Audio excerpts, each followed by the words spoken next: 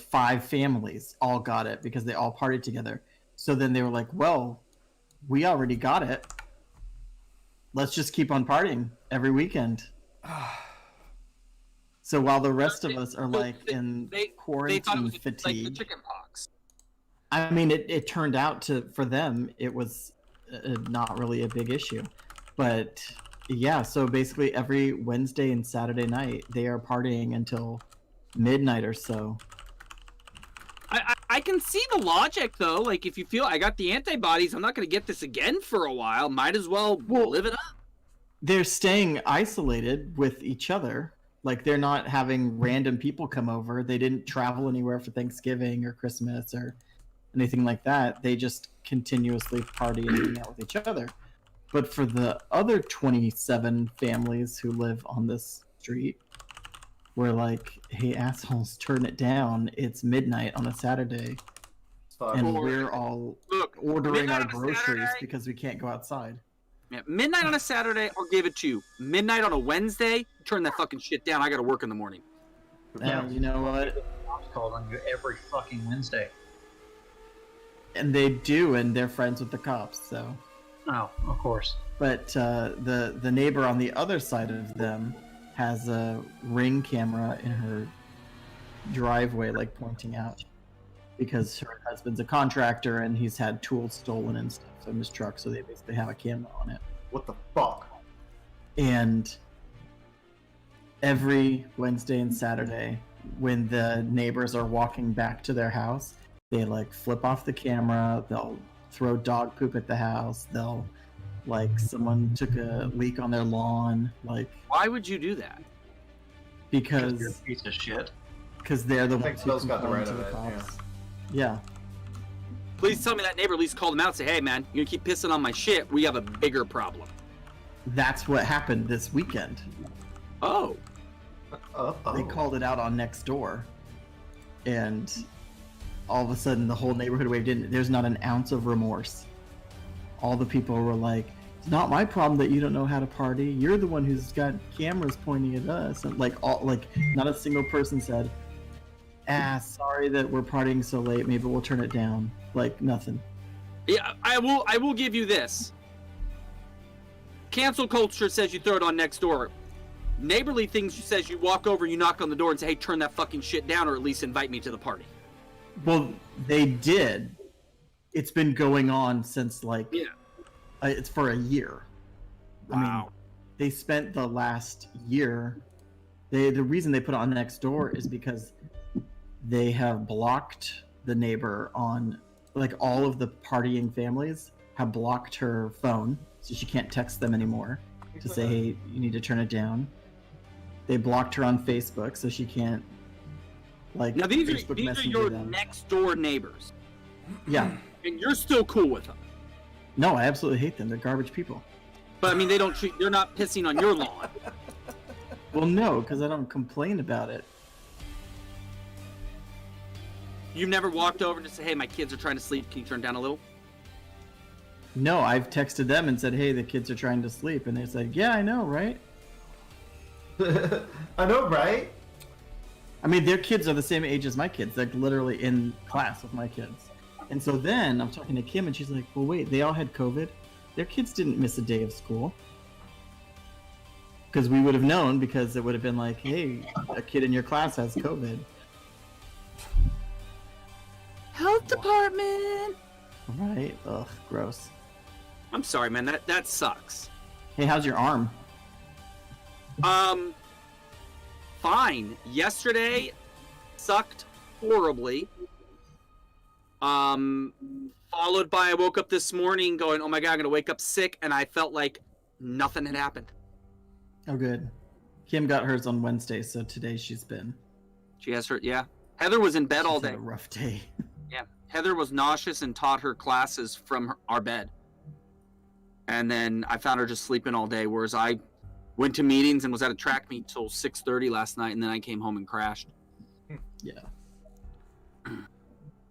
All right. So we're in a long, dark corridor, 400 feet underneath a subway system, killing bad guys left and right.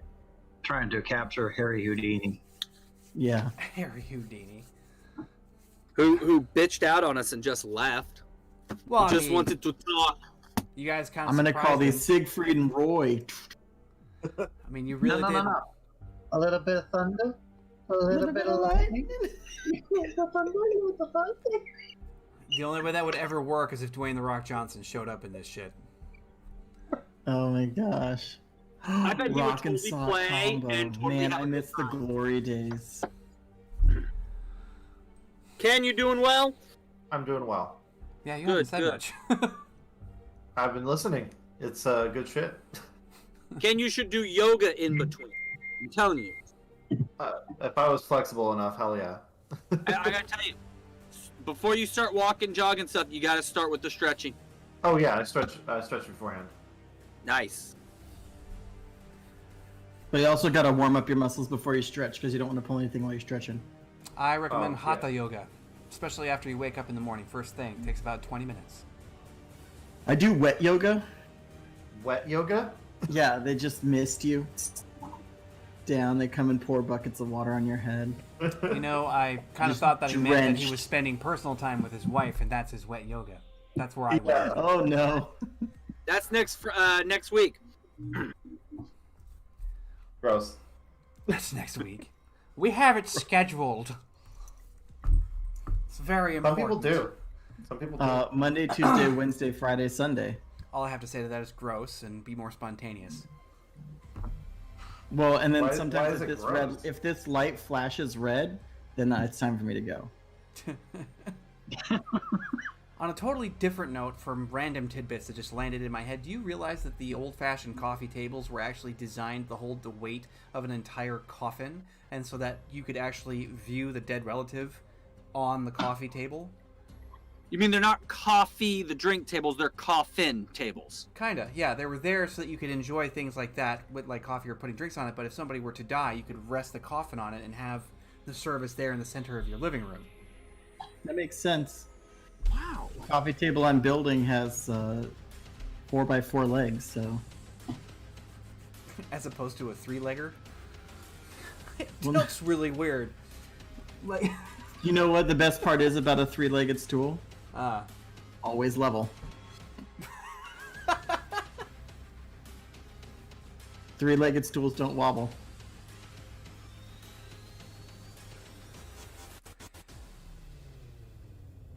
Okay, where were It's we not in the e- game? We're doing some good stuff.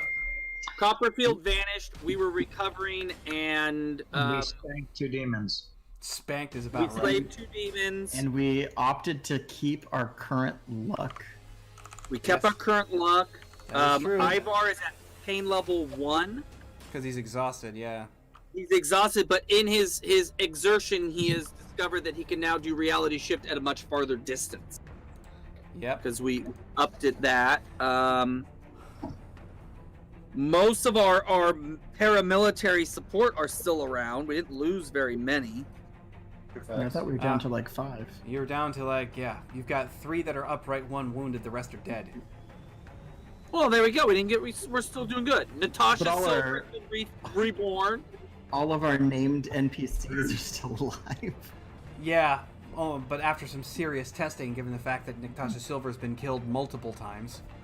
That's true. She got tore up and then burnt up. Yeah, she's been fried. That's not uncommon. She actually usually tries to do that to save lives, but not so working well here. The phalanx with the shields is now pretty much busted as a concept. It served its purpose. Yeah, Barrick got some under armor enhancements. Dark Knight is still around, right? He wasn't Yeah. taken out. He's inside the suit. He's inside the And big Michael's old suit. still there. Yeah, Michael's still there. Yep. There was Avalon? Avalon. Yep. Avalon's still alive. Little. And who is Avalon again? Like, is this someone's cousin that just came No, along? this is Natasha's Avalon. BFF. Natasha's like main lieutenant. He's the one who runs the Chrome What's Berets. cousin? Not her cousin. BFF. No, he's got an old. So there's 11 of us. There's Right. there 4, we 4, and then 3 random NPCs who didn't puss out. Right. You were 8. You were like 19 to start with, and now you're not so much. How much IP did we get from the last session?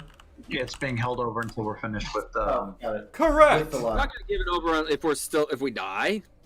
That'd be Although I did spend because Dayton drew here, I did spend it on Melee Master, so now I have 2 attacks. Nice. That is nice. Yeah, I spent mine on muscle and bone lace. So my nana. So he's like getting beefed out, like his cellular structure is just going crazy. It's really fucking fun. Ivar spent some time while we were resting, training by watching WandaVision. That's such a good show.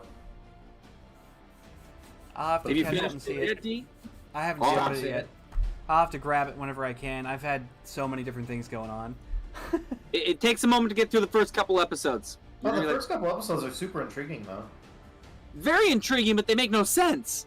But I definitely want to watch it again. Yes. And then next Most- week Definitely. comes Winter Soldier and Falcon. And the Snyder Cut, Oh.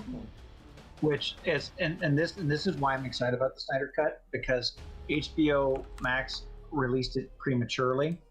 I It heard was about that. It was linked to the Tom and Jerry movie, and one guy's post about it was, all I wanted to see was the Tom and Jerry movie, and then I got to see an hour of a really fantastic movie before it got pulled.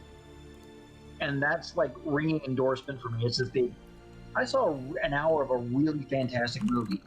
I want to see this. I never watched Justice League. Don't. I was not a big fan. I don't think I think DC has completely shit the bed in its comics movies. Read the backstory with regards to how they fucked over Snyder on that one. Between the executives and Joss Whedon, just everything that shady stuff happens in Hollywood, but actually reading the story about it, it's like out in the open. Like, I'm reading it right now. Christopher Nolan and his wife went to go see the movie. They came back to him and said, "Don't watch it. It's not your movie." And she So was what a the high- Snyder Cut is his edited version? Yep. I mean, he took, what he had coming. He took his footage with him, and then was working on it to kind of deal with it, because the movie was was inspired by his daughter, who committed suicide. I didn't know that. Rough. And the song Warner that Brothers hired the Avengers Marvel directors Yep. to basically sync the film. Yep. That is dick. Yeah. Yeah, and then they basically said that it was Snyder that asked Whedon to come in, and he's like, no, I didn't. And like Ray Fisher, the one that's been like the plays Cyborg, has been at it with DC, saying, no, you guys are fucking awful. Oh my god, they only used 10% of the original film? Hence the reason why the Snyder Cut is like this sort of like mythical thing that's sort of coming into reality. On my Like, birthday. It's hope that there's going to be a better movie. Christopher Nolan, never see this movie. It'll break your heart. Mm-hmm. Christopher Nolan was brilliant. He did such a great job with the trilogy. Yeah. I mean, he did a brilliant job with the trilogy. He's done a brilliant job with every movie that he's ever done has been brilliant. So, I mean, that was, and the thing is, his wife's opinion was just as valid, because, I mean, she's an insider. She's in the shit. And then she's like, no, this is fucking unconscionable. And they did this, like, with our family tragedy going on.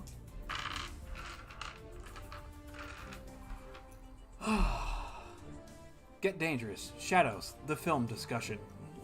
Yeah, really. All right. Got that out of my system because I'm excited about it. Yeah, it's pretty good stuff. Hey, you're So, pretty good stuff, D. that's nice of you. Okay, so yeah, right now, this place. So Avalon will be taking scope around the chamber that you're all in.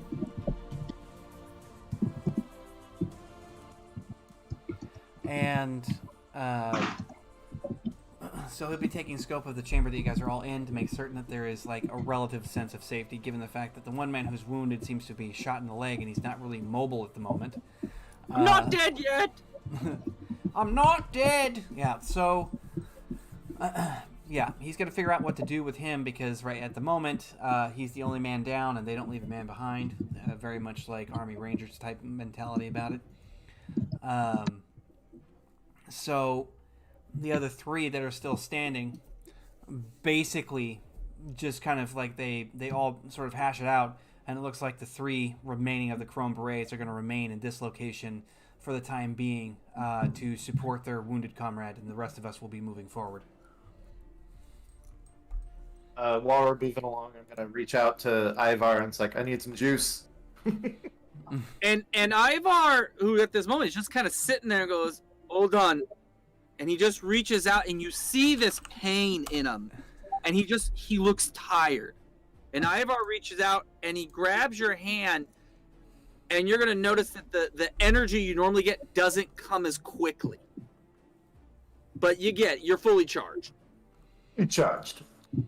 Oh, speaking of which, Ivar, with you and your reaching out and various ability to summon the powers of the great beyond. What was that power you had to heal? Because it's possible you could do something for the guy who's down. Touch of Nirvana. It's a target of 7. If I achieve it, each will check will produce 1 health bar. Okay. Do you want to try that on the wounded soldier, perhaps? Ivar just kind of looks over and sees the men and goes, "Would you like a hand?" And he reaches down and just touches the guy, and I'm going to be rolling a 9 versus my 10. Yep.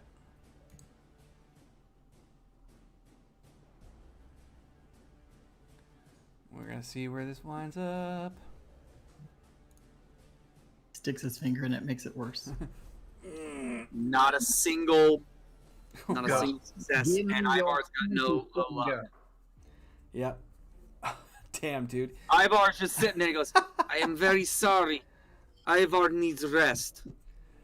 The soldiers just kind of look at us and it's like, it's all right, man. And they end up Do basically... you need med kit? And it's like, no, sir. Like that. He ends up pulling a med kit of his own, drops this syringe into the guy's good thigh, lets it drop in there, and you can actually see him just kind of like the webbing in his neck kind of goes for a second. He's like, shit. Like, basically you can see his body reacting to whatever chemicals inside the syringe. He just puts it back into his med kit, slides it over. It's like, he's stable for now, sir. Like, looking over to Avalon. He's like, don't move. We'll be back. And he turns around to everybody else. It's like, we still have a target to catch. Question, with the sense that Ivar's so tired and sort of worn out, does that in any way diminish his danger sense? No. That's a passive ability. It just literally is always on. Even if you were drop dead exhausted, you'd be aware of the dangers around you. Does Ivar's danger sense generally tell him which way danger is most dangerous? Down further. Down yonder. It's Scott, to answer your question, he's a rank 4 in that. I was thinking we need the Dawn. Oh, wow. I don't think there's any bonus. Yeah, he's a rank 4 and charismatic leader, so Ivar's like, "We got this team, let's go." Bless you, Riv. I hope you are not getting cold in these caverns.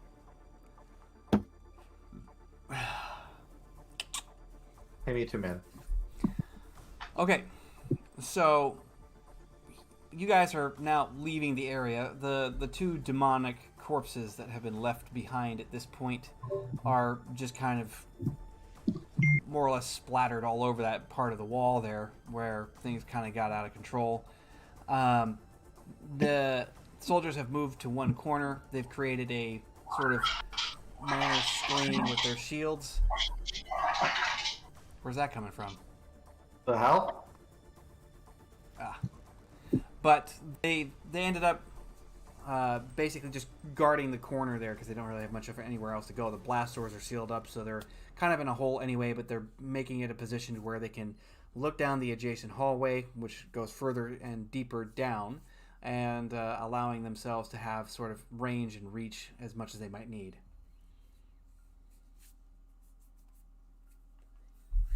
So they're basically guarding the blast door.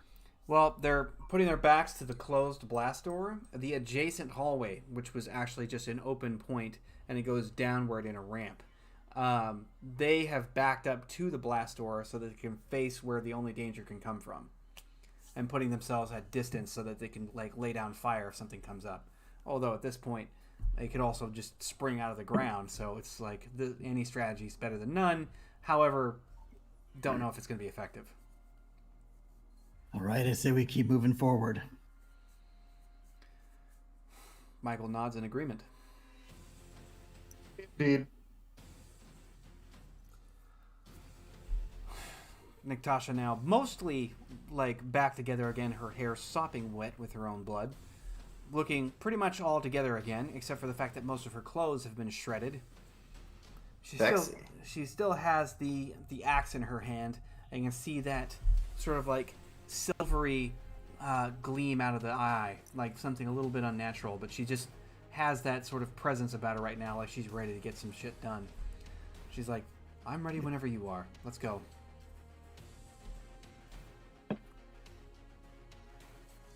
All right, so Barrick's got his... Oh, God. Fucking Conan O'Brien, dude. I can actually see Riv pulling out her phone and showing memes in the middle of a battle. Yeah, that seems like something she'd do. He's 77. He's so freckled. Yeah. He's like a 6 foot tall leprechaun, so it makes sense. He's really quite shameless. Freckled. Oh, there. Just right. moving it off the screen. Mission accomplished.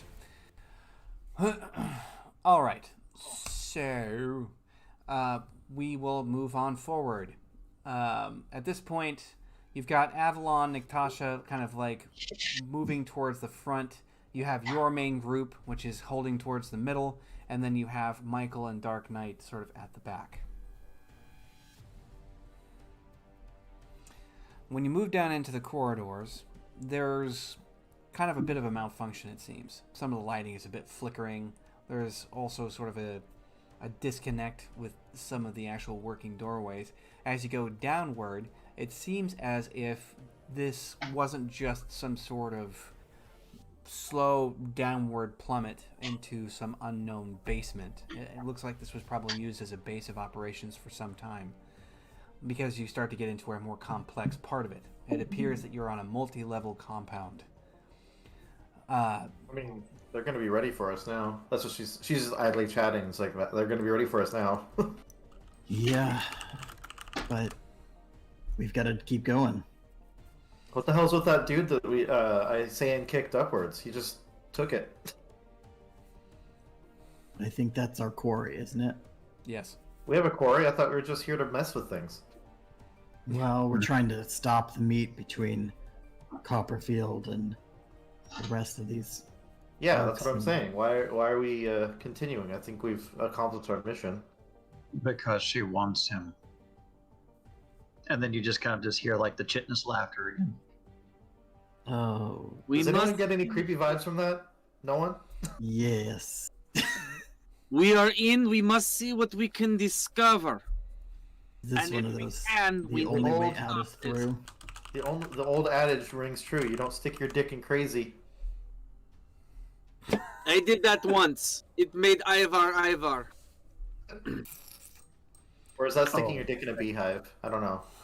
I think we've gone way beyond the insane, oh sweet child. You've got Michael in the background just kind of going I'm not sure what's worse, being here or the conversation. At least you're not in jail anymore, right, Michael? Yeah, this is so much better.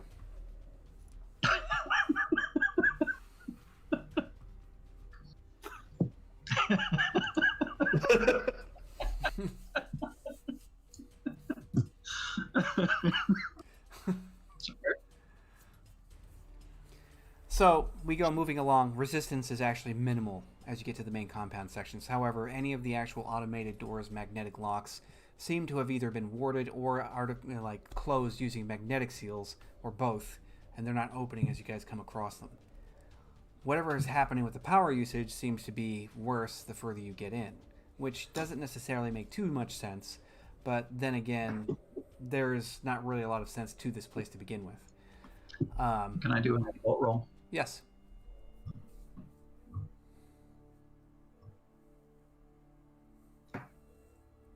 Ivar just kind of looks at John. He's like, "What are you looking for?" So you just kind of see like the head tilt to the side. It's almost like you see a suit of armor confused. 23. It's your eighth car. This is the suit of armor. Oh, God. Ken, you with the memes, dude. You are on tonight, sir. 23. So, yes, there is a massive, massive power draw that is happening right now, and it is swelling down towards where you guys are headed. Could he?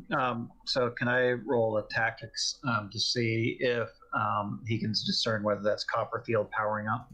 Sure.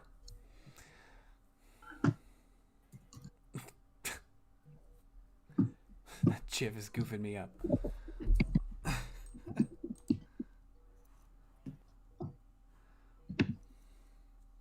25. Let's change it up just a bit and go to say, wow, talk about glitch. Boink. Let's do that. While you're working on tactics, Ivar kind of looks up like he's sniffing the air and actually would like to see if he has, just through his use of occult, to do an occult tracking of the movement of Copperfield. Magic leaves traces, as it were. Would that be both an occult roll and a tracking, or just tracking? Roll your occult, and then you can try to track it if there's something of a reasonable scent that you can use. And Yes. Because that's basically what he's trying to do. He's trying to track it. Yeah. But for sure, there is definitely a major power draw that is coming down at the base of the complex. And it is beginning to get worse. It seems to be actually drawing energy from out of all of the primary electronics. Is it affecting Barrett? all electronics? Doesn't seem to be affecting anybody that's not directly connected to the system at this time. So John just kind of tilts his head back towards the group and says, he's gaining more power. This should be fun. You don't wait. And then he just looks at Natasha and says, you don't wish him alive, do you? She's just looking at you and she's like, we need to get more information about what's going on. I don't care if he's mangled, just make sure he's alive. Shame. So we need to weaken him. As much as With possible. his occult and tracking, is Ivar able to pinpoint roughly where Copperfield is? Yeah. He seems to be down at the base of this whole compartment, like going downward, or the whole complex. And is Ivar's danger sense indicating anything within our near vicinity as a threat to us? Nothing in your near vicinity, no. Because he can go out, I think it's 400 feet. Yes, And that should give you an idea, because you're picking up on danger that is around the general vicinity is there. You're not having the corridors attempt to try and smush you anymore. Yeah. But That's nice. there is a definite draw, and more than that, though, is that the more you go down, the elevated sense of danger begins to rise. So the closer that you go downward, the worse it gets. And Ivar, besides being tired now, he's starting to stutter. He's like, John, and he's just kind of like pointing, but he's not making much sense. So John, basically, you just see the armored head slowly turn towards you, just like, and then he kneels down into Ivar, and he shifts. His body shifts into the bastard. Look at me, you little man. Get your shit together, or I'll never drink with you again. All right? You want drinky? Then suck it up. And then in an instant, you just see like the armored head just cocking back and forth. Right, cocks back and forth. Ivar stubbornly moves forward. That's the other personality. I know. Dedicated to finishing this deed. Okay.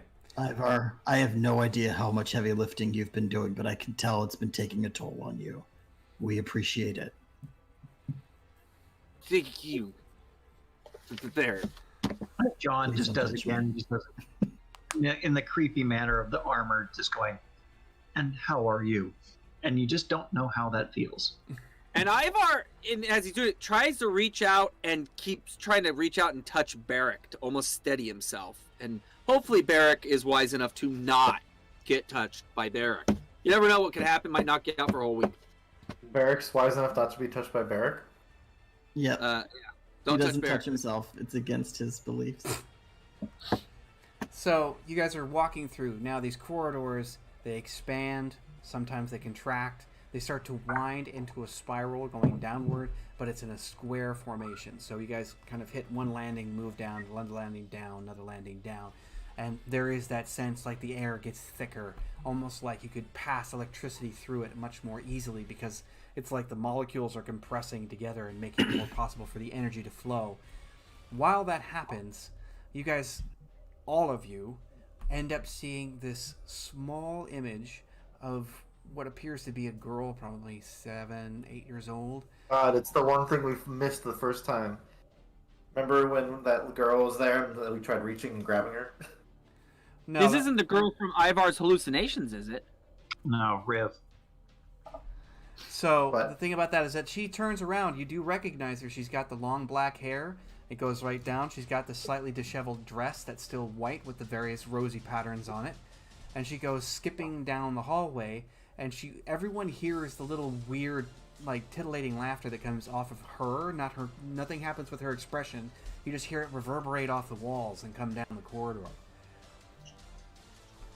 And all John says, and you just hear the cult go, Dorothy? And of course, he says that, but she doesn't really seem to acknowledge or doesn't seem to be aware that everyone is there. And she's just sort of like, something's happening, like that, and goes skipping past. And Ivar has just got his eyes locked on this girl, and she passes right straight through him and out, and then just becomes sort of a vapor dissipating into nothingness. But everyone saw that. Did you see that? Nope. Nope. Avalon's like, what the hell was that? Nothing good.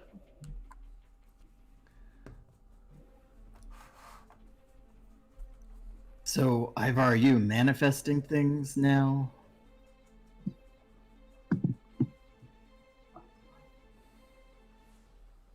Huh. Ah. How to get those tactical grunts. Mm-hmm. Cult, exploding. Wow.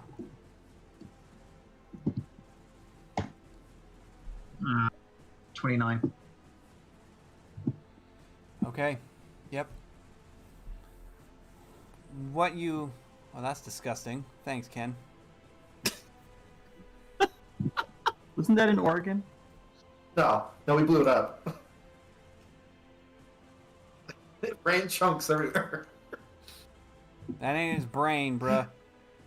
That's gross, though. All right. That's some straight prison sushi. So, from the occult roll, you definitely find out that what you just witnessed was a spirit, full-fledged. Hmm. Ah, a spirit. But then again, why am I not surprised?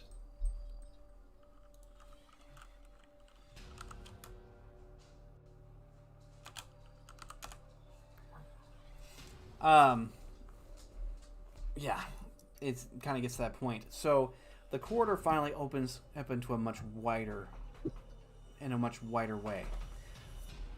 Towards the end of it, everybody can actually feel like a subtle vibration in all the walls and everything else. There's actually a voice that's coming through and kind of reverberates. When you guys get roughly 60 feet away from the entrance that seems to turn off, there's probably a larger set of doors. You can only tell because the amount of light that's coming off from a shaft outward. Literally, the power draw has knocked out most of the security systems. You guys have been taking it as fast as you can possibly muster without putting everybody at extra risk, but all the remaining turrets and everything else have been disabled. And it's likely because of whatever energy draw is happening. So, before we kind of move on, Ivar just kind of looks and kind of clear-minded and goes, Barrack, could we use one of these? And he's pointing at these turrets. Like a minigun. Like, Yeah, assemble and bring with us? I like the way he thinks. Well, I'd have to have someone help me feed the belt, but you'd have to have an electronic charge because there's no actual hand trigger. Can't we just Yeah. put Barrack into him? They're mounted. hey, He's not Victor Nobody. He can't just be like, fuse! Ivar can make electrical charge. That's true. He can. He can just generate a generator. well, It's not You, gonna work you easily. can let me disassemble just this try and pull it down. Alright, so while you guys are discussing this, again, there's that sense of reverberation.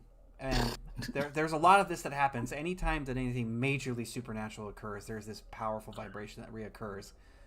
Towards the end, in the shaft of the light coming from the hallway that veers left, there is a figure that suddenly emerges. And again, everyone sees it. Ivar will also recognize it. And the figure stands approximately 7.5 feet tall. It's garbed in some kind of what looks to be a black cotton that's sort of tattered. It's flowing all on its own as if there's some kind of air movement or breeze, but it is not. You can see that it's just standing there, skeletal hands kind of raising up like in front of its chest, kind of like this, and then there's these two shockingly piercing bright blue points that are where the eyes should be underneath the cowl of this cloak.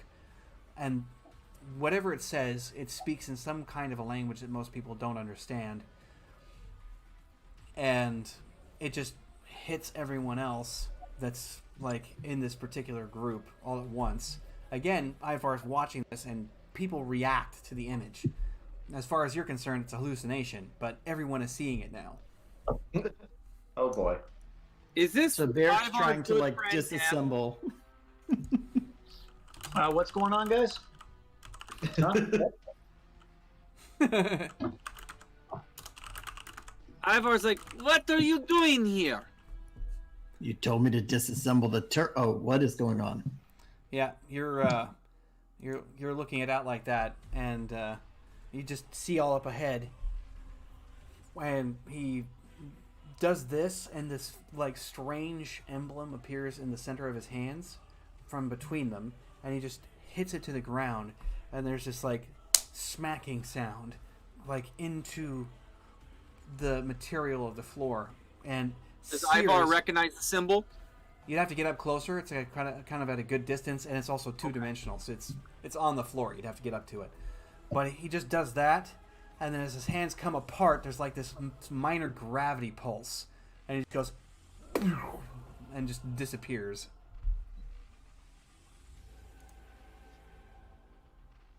John, should we go and examine?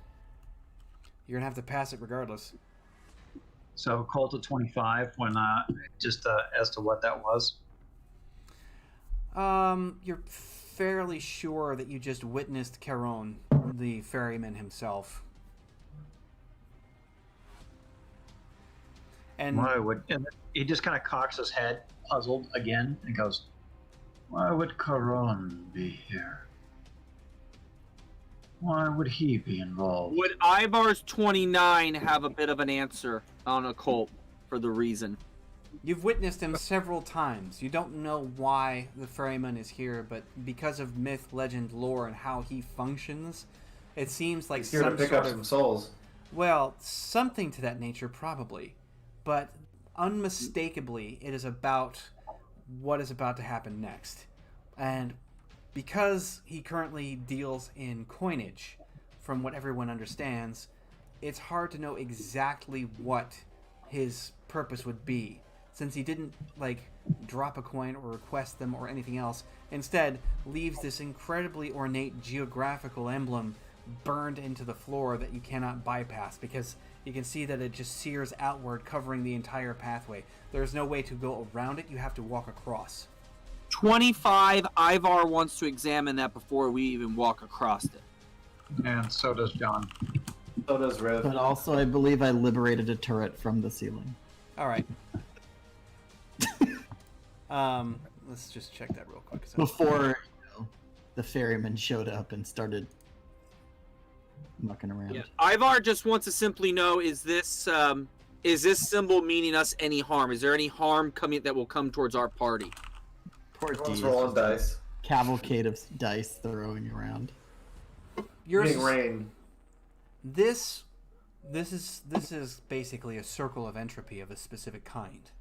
Not to delve with or delete, erase, modify, change, or even encourage any particular fate on who crosses it. However, it does seem like crossing it does guarantee a certain kind of causal effect, which is very complicated to understand. You would actually have to take some time to study it. Ivar would be able to understand it if he had time to study it. So, does Ivar have a sense, through his danger sense, that this is something that is to aid us or to harm us? Neither. Is it just a danger thing for us? Neither. It has no, like I said, It's neutral. Entropically speaking, it does not have any harm or any kind of advantage for you. But you have to cross it nonetheless. Jizz? Colt mentioned Charon. I did a legend lore. Does Riv know enough about Charon to know the legends? My lore was... I got 19 on that one. Well, in this case, legend lore to discover what now about Charon? Okay, so you gave us some metagame knowledge. You're talking about coins and Charon and all of the stuff. I'm asking if Riv knows these things. Yeah, if they mention does she- you're an archaeologist of mythological beings. This definitely fits in your wheelhouse. Yes. Yeah, okay. I just want to make sure before I asked what I was going to ask. Yeah. So I snapped my finger and was like, hey, one of you guys, didn't we have some gold from the fairy town? Ivar's thinking more than that. Ivar might have some coins. Yeah. Yeah. Do you have any of those coins? Not the Aussie gold. I think Charon's given Ivar. I believe Riv has some in her little pocket dimension, doesn't she? I don't think I took it with us. Because I think we gave it to Ivar. Ivar just reaches out and pulls out 2 coins. I want to say he had actually gotten some coins from the ferryman. Oh, you got some actual coins from Charon? I Yes, believe he so. Oh. Yeah, I was gonna say that sounds familiar. Yes. Like Ivar reaches out and pulls out the coins he was given.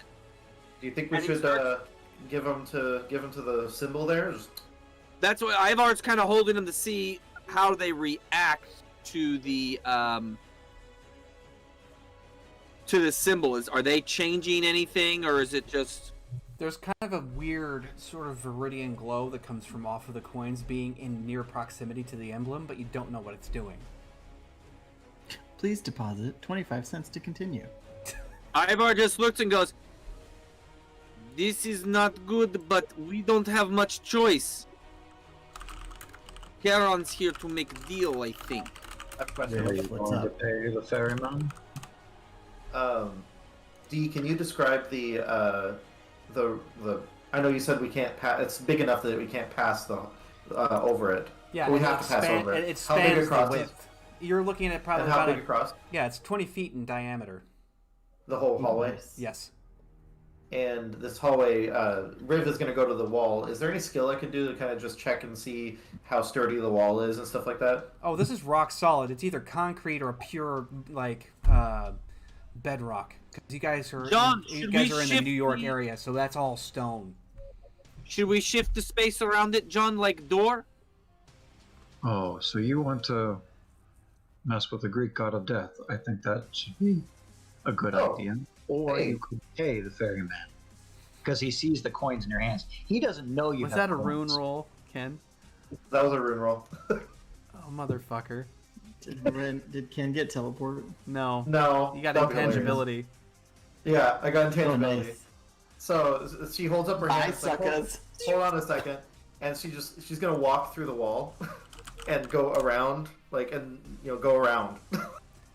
Well, you attempt to go through the wall, and then there's a force of pure energy that makes you go like that, and you come out of it, sunk in about 3 feet. Okay, so that's Ivar that. shouts out to Michael. Michael, what do you make of this? Michael, can you spare 20? Oh, brother. So he comes walking up, and you guys feel another pulse of energy, and Natasha's just like, I realize that we just saw something here, but I've got a feeling we should probably get moving a little bit more quickly than this. Michael comes up looking at the emblem. He's like, huh. He ends up giving at the edge of the actual circle a touch with his finger, and he's like, this has nothing to do with us directly. Once we cross it, however, a certain series of various events will start to take place. So this is the Rubicon. Quick time event. Do we have to? And the cult just kind of looks at Michael and says, "Do we have to pay a toll?" He's And like, he kind of looks at the coins in Ivar's hands. and it's like, apparently those are from the same realm from which the ferryman arrived, but that is the only reason why I think they're actually showing any kind of sign of vibration like that. No, this is important. We're either at an impasse. We either return back from whence we were and avoid this situation, or we cross paths, and it would appear that he has conscripted fate to do certain things. But he's masked the exact correspondence of that fate within the runes. If I had any further more grace than I do now, I'd be able to tell you what they were. But I can't peel back the veil like that anymore. And Ivar is too tired. Then we go. Must finish Let's this just go. matter. John starts walking across the room. He just It he is says, what it then we is. go. And then he just goes. Right? So you guys start moving forward. As you guys cross over, there's an odd, almost aquatic sounding, like metallic ringing that kind of happens when you for every single footstep. When you cross back over it, there's a sense of like relief almost once everybody's across, and then you see it basically spin on the floor, shrivel up into a tiny little microcosm of what it used to be. A tiny little beam shoots up, and then it's gone. Well, maybe it got what it wanted from us. We have made choice. We must fulfill it. The ferryman always wants to be paid. Let's go on. So, you guys are rounding the corner just after this little incursion here, and then what you end up standing in front of what looks to be larger blast doors again. And I'm gonna peek through them. alrighty, you can definitely make a try. This is not going to be... I'm gonna try. Yeah. Roll an occult, though, I would recommend that. Oh, I guess so.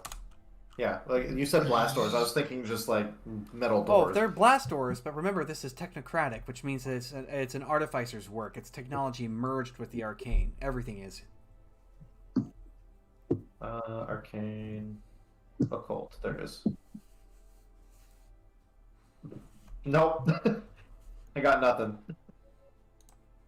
All right. Well, she's gonna do it anyway. We know that. So. And just before that happens, John's character just tries to grab by the collar. Yeah, wire right on through. Well, you're like, where, like that, just goes right through. She's as she's ever walking, I was like, I'm gonna just go take a peek now that I can, you know. All right. That's how she says it.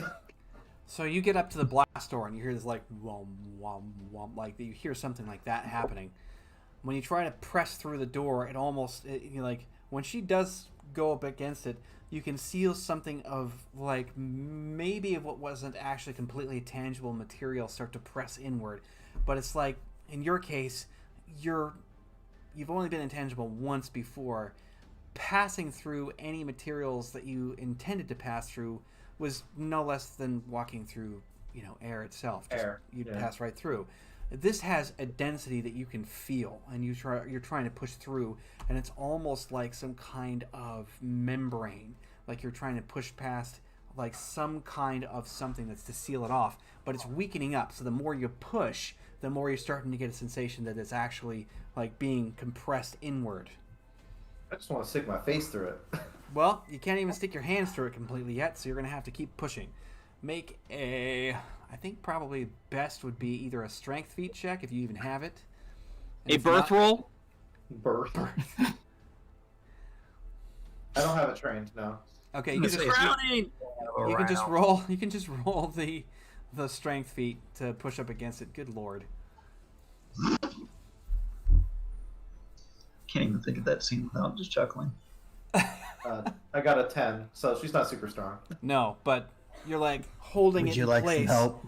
You're gonna have to figure that out. I would love to see Barrick try to push her, like going right through.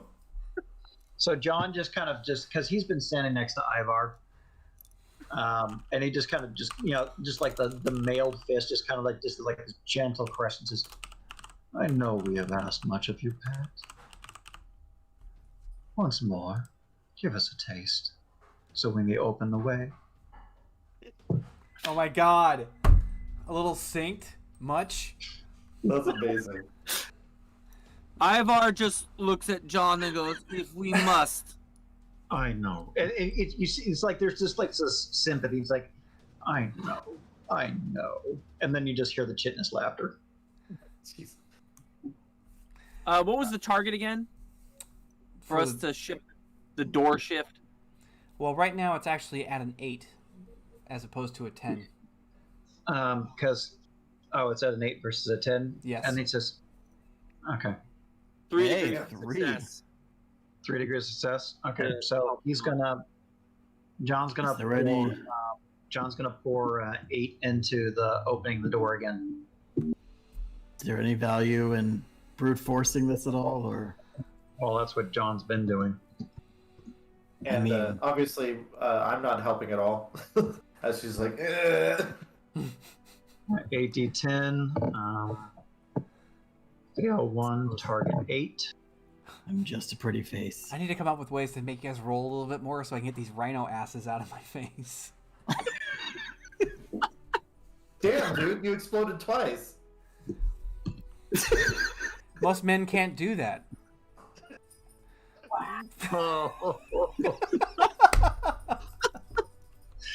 Got the wipe wow. Hey! One more time. Oh my god, Oh my really? gosh. Last one didn't work. That's So high. 1, 2, 3, 4, 5 degrees of success. Damn, dude. And you were doing what with this? He's They're treating reality shifting the door. Oh god. So She's he's like, treating it like every other door that they've gone through. He's not going to brute force anything. He's going to finesse it with his abilities like they have been doing. It's if it ain't broke, don't fix it kind of thing. all right. So, Yeah. So he just kind of does this and he goes, We're in like a pocket of a pocket of a pocket dimension at this point. Yeah. We're still in the danger room. Like we haven't left. Yeah. We're just. It's only a simulation. So, Oh, Oh, God, guys, now let's go do it. as Mr. Yeah. Douglas. all right. It was all so, a dream. you have this same field of energy that sort of spans between your two hands. You can see that split occur in the molecules going down, and it just kind of melts into this aperture that opens up through the door, and it's silky smooth this time. You basically just pull it open, and you know exactly what you're doing with it. So you hold that pose. On the other side, there is what looks to be a quite large chamber on the other side. Inside of which you've got lights that are just buzzing in and out. There seems to be a lot of activity on the inside of it. There are plenty of what seem to be trees, normal soil, grass. It's inside. It's not some kind of weird Neverland like you might have been expecting from just like glancing at it, but you see that it's an artificial sort of biome contained down here on the bottom floor. And when you part that open, you can hear the rushing of air going through all the place because he peels that open and you guys get blasted. There's lots of air coming out of it. You can hear someone speaking very, very loudly, very purposefully, and it's in very structured tones. And you can tell that it is definitely arcane in its nature. And pretty much anyone who has magical background except for Barrick, Avalon, those people that are mostly strictly non-magical don't really recognize the language. Everyone else understands it as Enochian.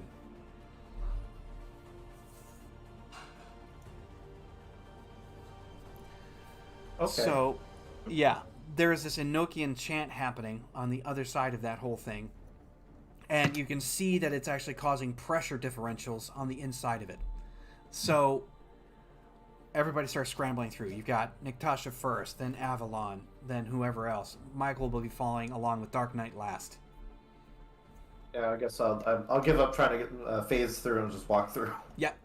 You're at least unaffected by the wind and the sheer tempest that seems to be happening in there. You can see other people are kind of doing this. You know, the wind's whipping them around. You can see it rapidly shift directions because it'll be blowing from the left and suddenly from the right, and then sort of up towards the front of your face. Like it is dramatically shaping something here. When you Damn, dude. yeah Way to match the music. yeah Like as you saying, I swelled. yeah the sense of the energy that's in here is potent beyond belief. Ivar's danger sense is rattling off the fucking chains. And you can hear something kind of like laughing in the outer distance despite the blowing of the wind. And you've got, when you come in, a single circle of trees, a second circle of trees, and a third. And then towards the center, you've got stone benches, and at that particular apex point, you have a Copperfield standing in its center, and you can see him holding his hands out like this, and there are powerful forms of white light that are just shooting off from the palms of his hand, and they're creating from these two columns this massive, what seems to be like the air disturbance seems to be centered around that. But what's happening in front of him is perhaps the most perplexing, because you can see where the concrete and the metal and the rest of it, whatever forged this place together, is starting to push upwards. Like something is starting to break up and through, and you can see him getting louder and louder as it starts to create that sort of mound building up. However, he is not alone. You see multiple hit marks and what seems to be true similar android-looking, androids. They look a lot like Alpha.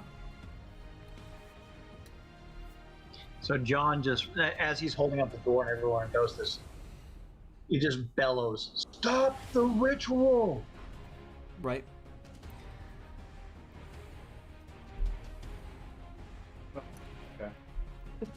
Ivar can't go in until everybody else gets in. Ivar and John are tend to be Yep. the last ones in. Dark Knight goes flowing in. He crouches and crutches through, and that leaves Ivar and John. Okay, so what does John have to roll to maintain as he walks through again? He just needs to he just needs to make sure that he doesn't lose concentration. That's pretty much it. Okay, what roll again? Just Can't roll your remember. will. Just roll will. Okay. Then, What's the Ivar's target? just making his way in. Target's 8 again. yeah.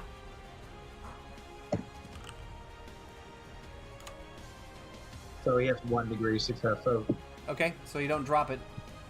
So he's buffeted by the magical. He roars. He's a little shaken by what he's seeing. So he has a little bit rougher go going through. Okay. Combat sense awareness, everybody.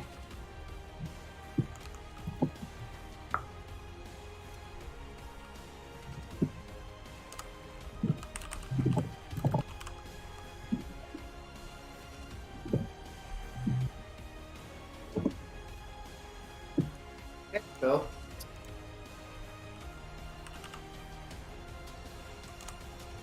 Helps being paranoid.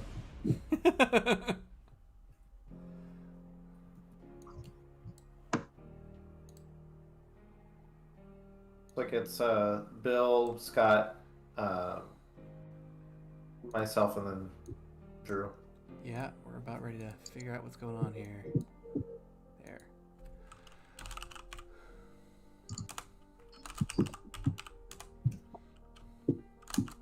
I did a tactics roll as well. I got a 20.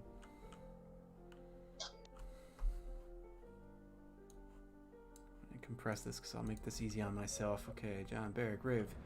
We got team, and Ivar is always last. He's last even in the rolls here, so we're done. Well, like he doesn't even have to roll. He literally has combat paralysis, which means he's always last every single one of these initiatives. Period. That is the difficulty. Okay. Oh yes. All right, so let's see what we got going on here. We got 17. We got 27 for Bill because he's kick-ass all the time. And then we got 14, although that doesn't matter. And then we got 20. And did we have the number of hitmen and androids that we're dealing with as well? It's not entirely known to you right at this point because there's lots of trees and cover, so you don't exactly know how many there are. There's just more than 5. Scout duty. What you got on your gauntlet? I renewed my intangibility. Oh, nice. Yeah. There But we now that go. we're entering an encounter, All right. I can actually, yeah. So, John, you are first, good sir. Give me 1 second. I'm looking at ability. Hey, D. Yeah. When I'm intangible, does that mean anything I shoot out of myself is also intangible, or is it just Negative. me? It's actually My body? operating at the same lethal frequency that it would have normally. What's that? It's operating at we're the gonna- same. If it's a magical attack, it's operating at the same lethal frequency that it was when it was. Period. It's not a matter of So- intangible. How many hit marks and how many androids? You see 2 androids, at least 5 hit marks. At least 5. Okay. So John's just kind of explode into action. He's being compelled by the crown to unleash as much pain as humanly possible. Or inhumanly. Demonly, yeah. Possible. Right. So he's going to. We're gonna do correspondence again. So we're gonna Okay. spend 4.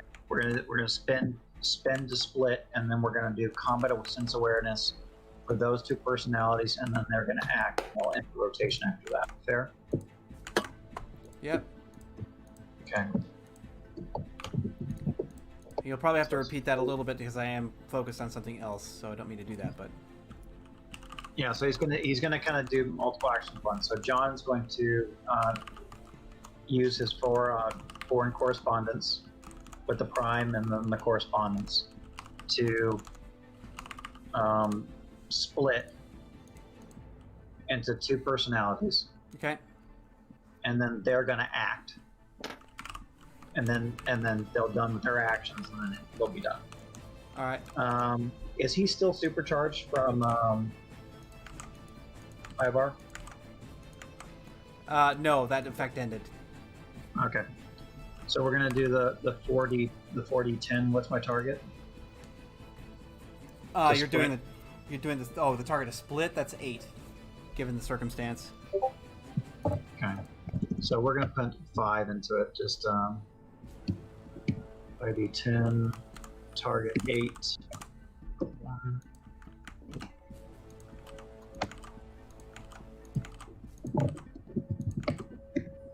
Dang. Damn, dude. More explosions. So he has 3 degrees of success. So I'm guessing it occurs. That is considered a critical, all things. Yeah. So in this case, you are successful in the split. Absolutely, you're just like that, and you become 2 almost instantly. So instantly. So what happens is first you see like the armor shudder like a little bit, and then just kind of mimics mockingly Copperfield pose as the bastard erupts, and he goes, "Hickory dickory dock, he has a giant silver," and then all of a sudden the Tin Man pops out of the the Tin Man pops out of the bastard. Oh, God. So it's like choo choo choo choo choo. So bastard does his quip, and then the Tin Man just kind of pops out and cocks his head backwards at the bastard. Asshole. But it's menacing, like, and still this it's like instead of like the dark black armor, it's like gunmetal instead of silver. Right. And of course you got the bastard with his cocky head. So the bastard is going to throw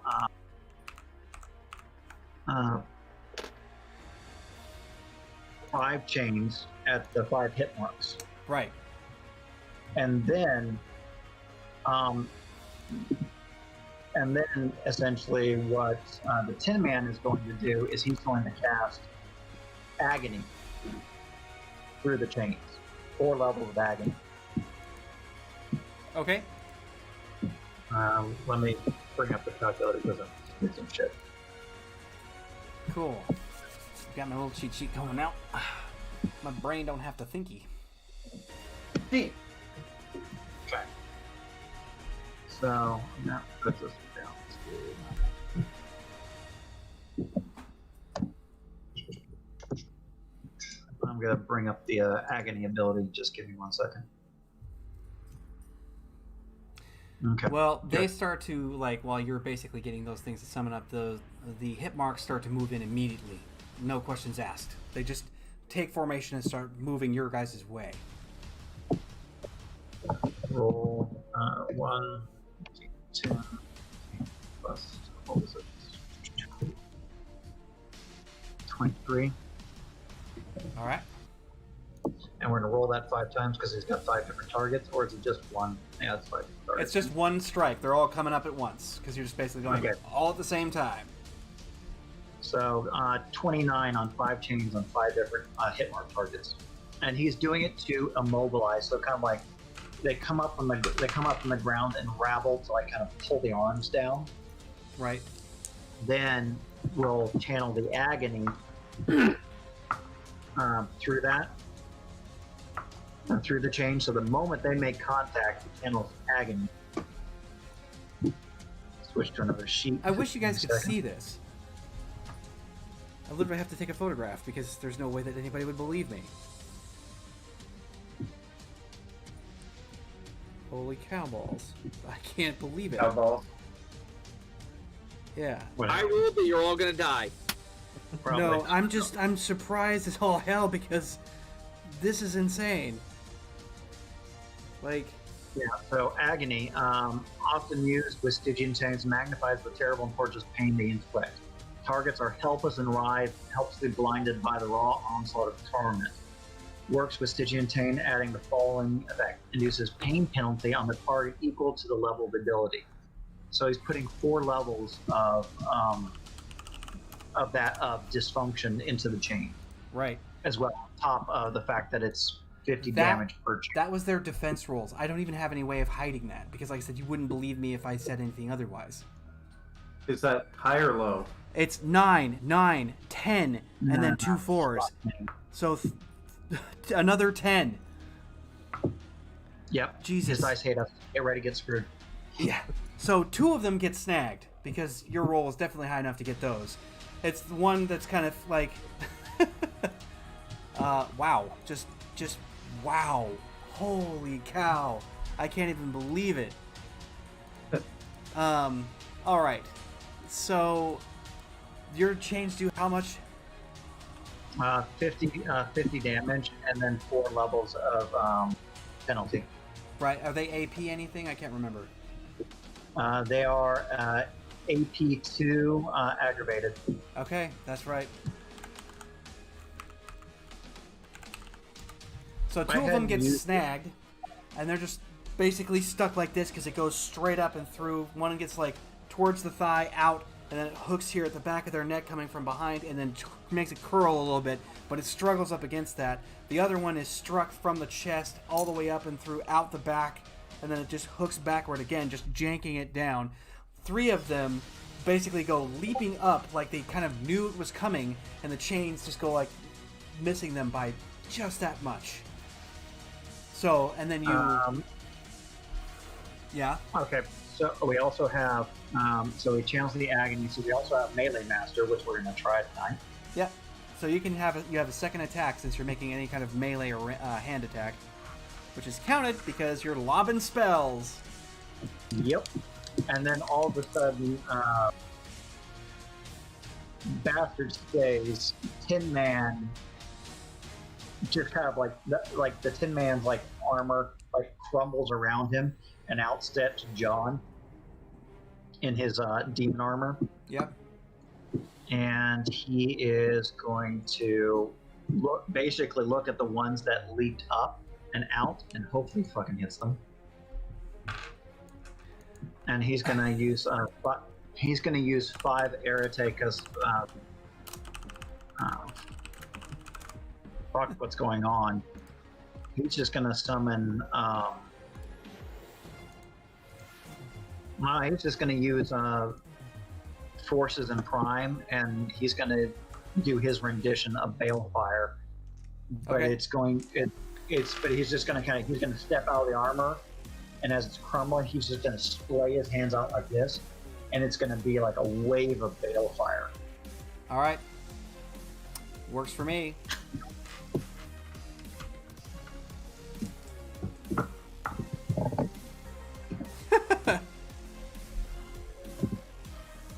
It's always a good sign when the DM starts laughing. Oh, it's a good time. It's actually a good thing this time. I'm actually sitting there going, thank fucking God they didn't decide to go crazy like they did last round. Holy shit. So it's a 5d10, right? Just 5d10 straight. Yep, What's my 5d10. target? Your target's 7. Okay, it's target 7. Fail is 1. Nice. Jesus. And the crits keep going around and around and around. All right. 3 successes it is. 3 successes.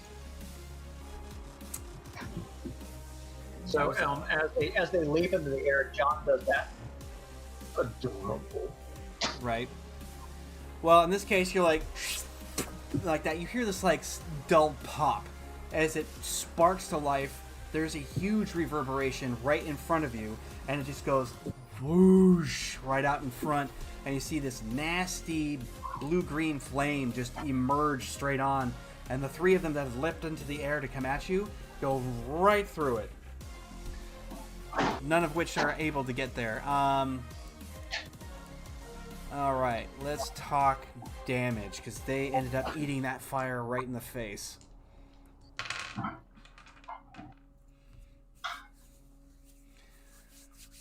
So, you've used a total of 5 Arete, correct? Yes. Okay, and then your will is 10? Yes. Okay, and then your rank in melee is what? Oh, actually, no. 10. Skip that. What's your D-mod? Do you just want the balefire damage that I have for Buddy? Yeah, go ahead. That's 50.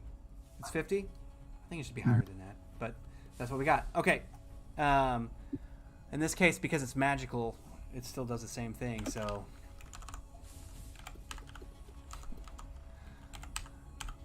Alright. Wow, you actually managed to do a really even amount of damage to everybody. Well, they land, and they're still coming for you, but they're on fire. Like, now they're just like it looks like 3 men in suits that are just in flames.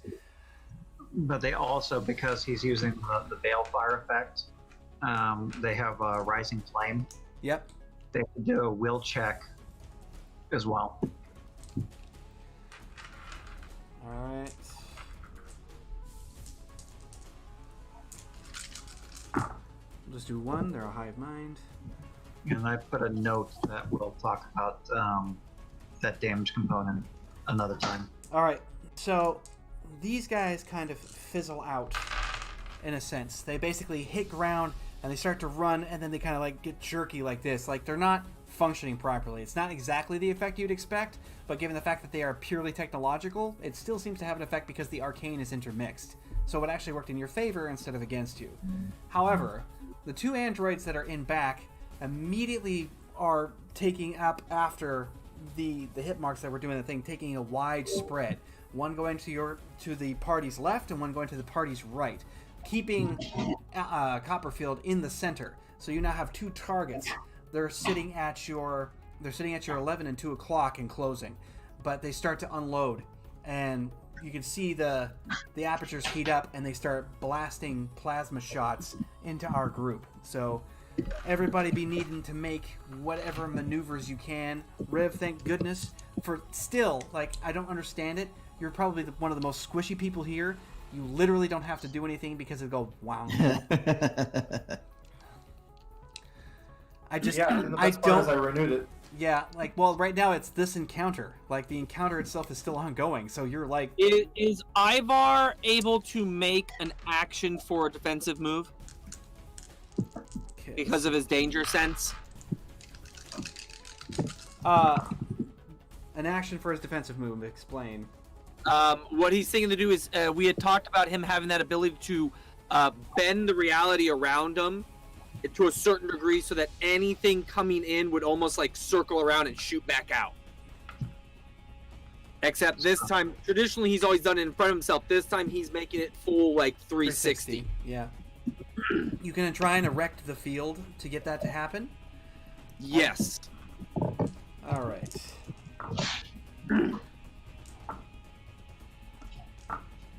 Okay. Oddly enough, it would appear that these androids are focusing their fire on the main group. They're ignoring Avalon, Natasha, Michael, and Dark Knight in this mixture. So they all start shooting at you guys. So... yeah. Alright. So one launches at Riv, which does nothing, and she doesn't really have to move.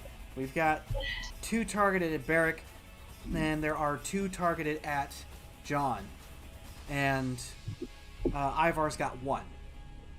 So, Barrick, your dodge, defense, gun kata, whatever you want to call it, gun kata would probably apply since you're using your martial arts to actually... That's where you're going. All right. Yeah, that's I rolled my dodge, but I can roll gun kata. Yeah, well, if you roll gun kata, this is exactly what it's built for. You're literally designed to take on ranged fighters as if they were hand-to-hand combatants. So you literally just put yourself into a cockeyed position to dodge these fire. We're back. Okay, so I'll roll my gun kata. Yeah. 27. The same, huh? All right. Well, I got a 22 on my initial dodge roll, but I'll roll on my gun kata. I got a 27. Mm-hmm. Yeah, roll with that. Yeah. All right. So, despite the attempt, you still get nailed. And then what about our magic bracelet? 60% mischance from magic / electronics. And in this case, it works because this plasma is not entirely technological. Oh, shit. So you get hit even though you're actually trying to, like, juke it. I'm going to see if the other one hits. Oh, God, it's lower. holy crap. So they go like that. You just see this like blue sort of absorption. Nothing. You just take the hits and it doesn't do anything. No damage, nada. Can I intimidation off of that? Like, Oh, you can definitely make the attempt. All right. John, you got 3 coming at you, man. 27 dodge 27 dodge. with the arcane amulet Okay, of 60%. so let's see here. Thank you for remembering that, Scott. Yeah, that's important. You said it was what dodge? 27. 27. All right, so got 2. All right. So only one of them actually hits and does damage. One flies wide, one hits the chest, does the same thing, just goes like that, completely dissipates, and then one hits, and you can actually feel the burning sensation through the armor, in fact. But given the fact that that is the case, your armor was what again? 40. 40? Like your whole, your all of your armor, like your total 40, protection. 41 over total, over every bit of me. Okay. And it's regenerates, which that's something else entirely. Magical. Right. Okay, so you end up only taking a measly 20 damage from that. Okay. Ivar. So the 20 damage, you just see like a hole go through his left shoulder, and he just looks the hole. Doesn't and you can see through. You can see daylight on the other side. He just goes. Ivar, Really? you're up, man. Roll that dodge. So the question is, does Ivar's danger sense give him enough time to put up a quick reactionary defensive field? Like I said, that's your dodge or your defensive action. Yes. So I would just roll a dodge. Yeah. Well, not the dodge so much. It's actually going to end up being a martial arts or parry. That's basically what you're trying to do. Okay, so So it'll be your melee or like any kind of hand-to-hand martial art you have, if any. I will be rolling my melee. Thank God he's got a rank 5 in melee. But what does that get you to? Huh? A crit. 13. Nice. Oh shit! 30. He's airbending. He's drunken master. Like, Okay, so you'll get the defensive drunken Tai Chi master. That's what he is. So here's the main point. You will get the ability to like raise the defensive shield. Whether or not it has any kind of reflection is entirely based on his ability to like roll the will check to do it. So it's your current will with whatever penalties, and it's going to target 10 because of the paralysis. So I'm down. I see what you're saying. Well, Dude, that guy's amazing. it's the drunk stutter. That was pretty cool. What am I? that roll was just Ivar stuttering. Roll 9, roll 10, roll. You forgot the D. Oh, I know what I did. You got some gobbledygook in there, bruh. I got total gobbledygook. He forgot the D. No, I'm right here. No, I got a few. Roll. I was looking at it when I was saying, go, this doesn't look right. And then I got distracted by my dance. 3 degrees of success. Another effing Fuck, crit. dude. Jesus Christ. 3 of them. He got another one. He got to roll one more, dude. Inside the fucking reroll. Yeah, you've got to roll crit. another die 10 because you had another result of 10. All right, so it's just 3 degrees of success, but holy crap! All right, so you're just like, ugh, like that, and it goes wonk like that, a small little dome around yourself. So he kind of like warbles out, and the plasma goes shwing, like that, and you can just see like watching it, the reflection go through a mirror. As soon as it dissipates, it's going out the other way already, and that means I actually have to roll a stunt for the one android. So she shoots off that one, like, so they're coming out, so they've been going in tandem, firing off these plasma bolts.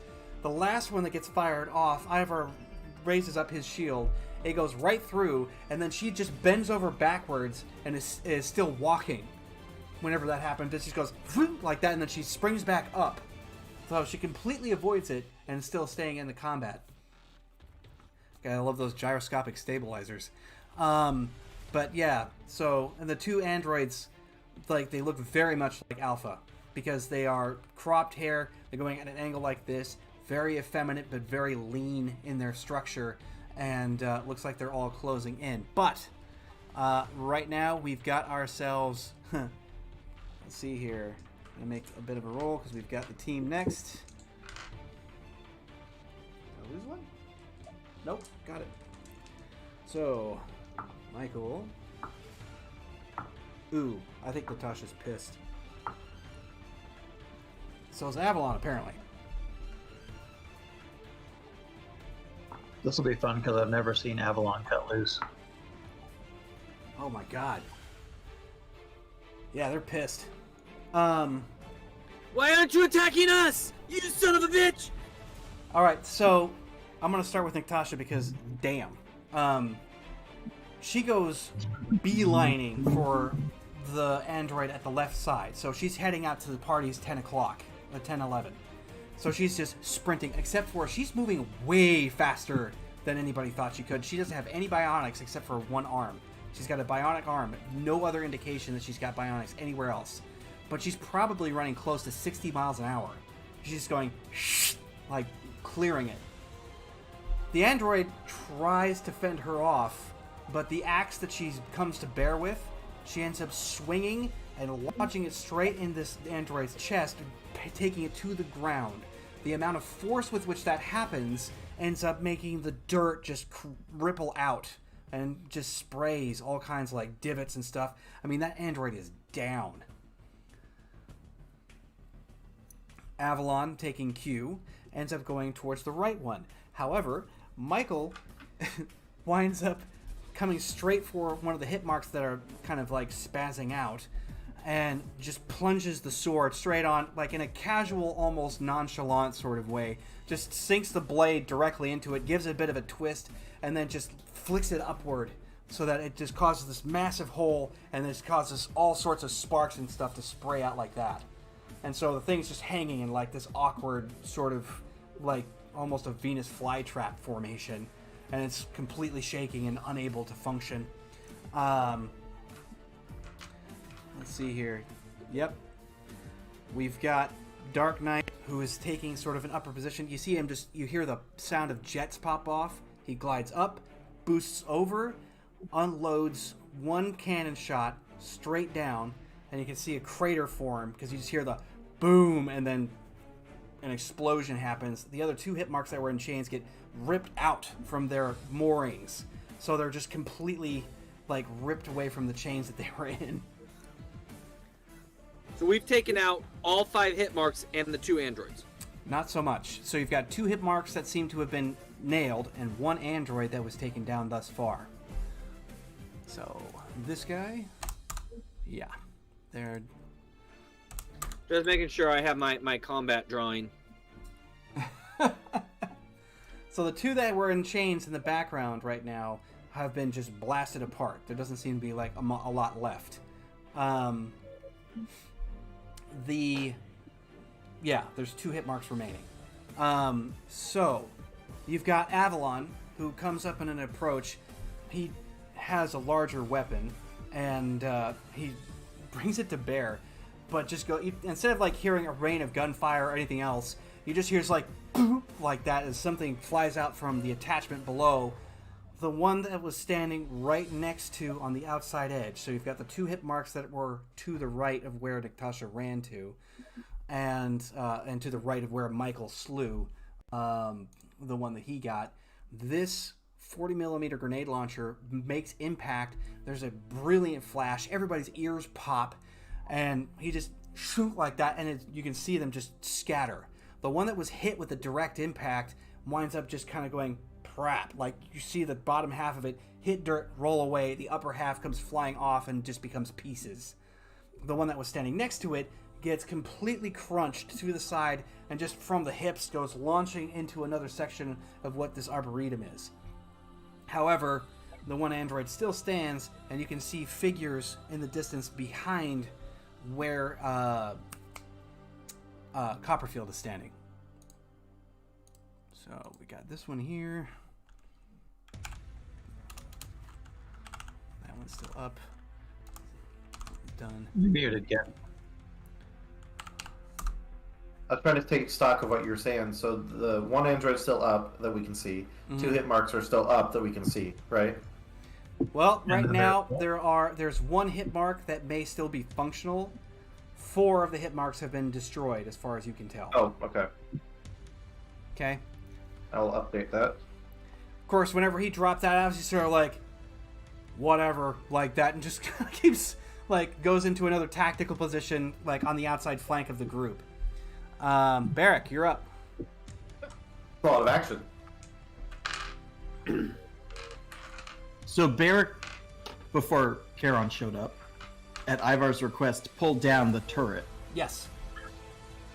and he's holding the turret in his hand, Mm-hmm.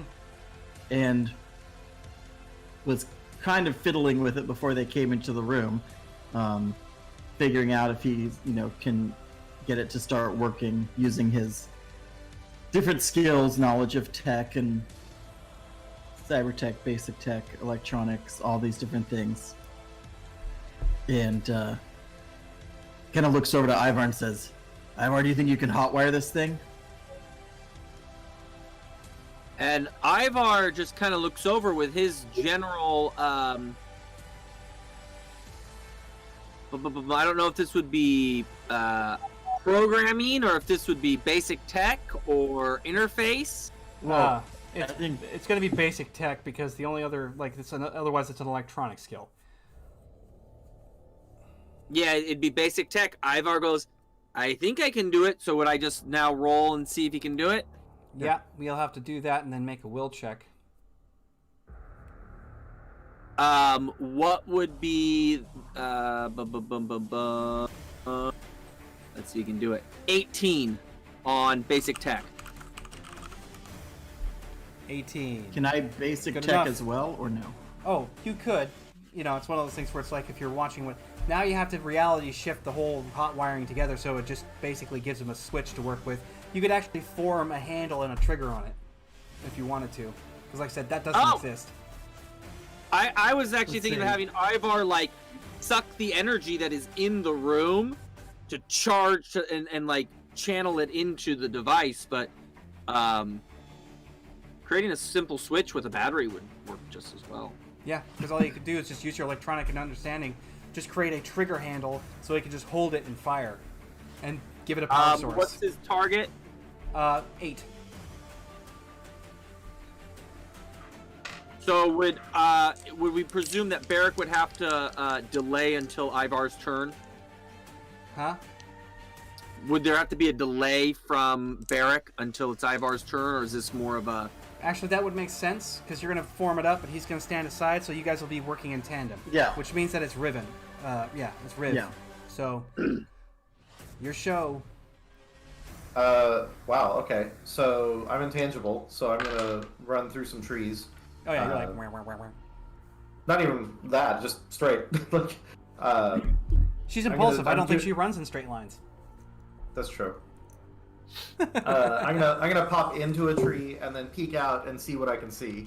I'm really just wanting to get some tactics back to everyone else. So what's the lay of the land? You've got 7 other hit marks that are amassing on the other side. Once you get to the other side of what you can see, they're coming through, and you actually catch these pods that are either side, and you can watch them as they kind of become more bright.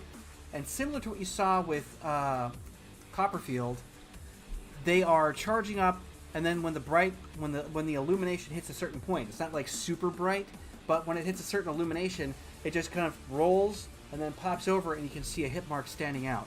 So they're moving men from some unknown location in a method that doesn't make sense. But to you, it looks like some form of teleportation. Oh, I would have figured it was a. I would have figured they were just making more hit marks. No. But I'm gonna just guys, those fucking creepy destroy bots are being teleported in. There's at least 7 more, and there's more coming on the way. All right, I've got a target. And my last action is I'm going to maintain my intangibility, but I'm going to also activate one of my runes. So my runes is at, what was I at, 5? Yeah. Yeah, so you're at 4 now. Fuck. Okay, D. Yes. I got True Sight. What do I see with Mr. Man in the middle? Oh God. You turn to where Copperfield is doing his mystical spell. And I have to re-roll that again, because he's got this going on. Oops. Oh, that was correct. Ooh, wow. That's good, Scott. That's damn good. That's why I figure Riv gets teleport. Oh, Why am I in one Nevada? sec. Oh, never mind. Wow, you know, again, my runes are activating in such a way that's very advantageous for us. I'm a perfect scout right now. I can tell you guys what magic is going on, and I can see everything, and I can't be attacked. I love your runes because they bring in that I will give you what you guys need to know. I mean, it's happened that way, but it's completely random. I mean, I could have It like. just means that you are able to adapt to make it work. But it works perfectly. Yeah. Yeah. So what you see is he's standing there with the 2 pillars of this incredible light, and they're shooting straight up into the air. You can see he's creating some sort of an arcane circuit. In and around his person, a tremendous barrier of energy is protecting where he's standing. From that point where the connected circuit occurs, there is this funneling of massive energy that's coming from the center towards the top of the column he's in. Or towards the center, excuse me. So the column he's in is creating this funnel effect out in front, and you can see it pouring down into that mound, which is still getting larger. He continues to pull this out. The amount of arcane mastery that he is pulling off is impressive, because you can see him engaging and disengaging various arcane mental circuits in his own mind. He's actually keeping all of these forces in proper control despite the chaos. He is in absolute concentration. And as that happens, you look down to where he's funneling that energy in there, and you see something very familiar. At this point, where it's peeling across, you can see something of like a tear, something in the shadow, in the darkness. There's this slight light that is coming from out of that, and a deep, vibrant, almost purple-looking color, and then something else is starting to emerge, and you can see nothing but complete chaos coming from out of that little aperture. And you can feel something coming through, and then you have flashbacks to Purgatory, staring at one of these creatures that was coming at you from one of these bridges, creating and morphing all sorts of different creatures and entities. And then you understand that the breach that is starting to occur is one that he's piercing by reaching into Purgatory and bursting the veil upward and into reality. So Riff is gonna say, "Oh fuck, Miss Man in the Middle is trying to pull out Purgatory." Ivar at this point looks up from the tech. What? He's completely concentrated. We're not gonna stop him for anything. I'm gonna for my next turn, I'm gonna start looking to see with my magic sight if I can find the circuit breaker for all of this magic. Why don't we just have Ivar reverse it?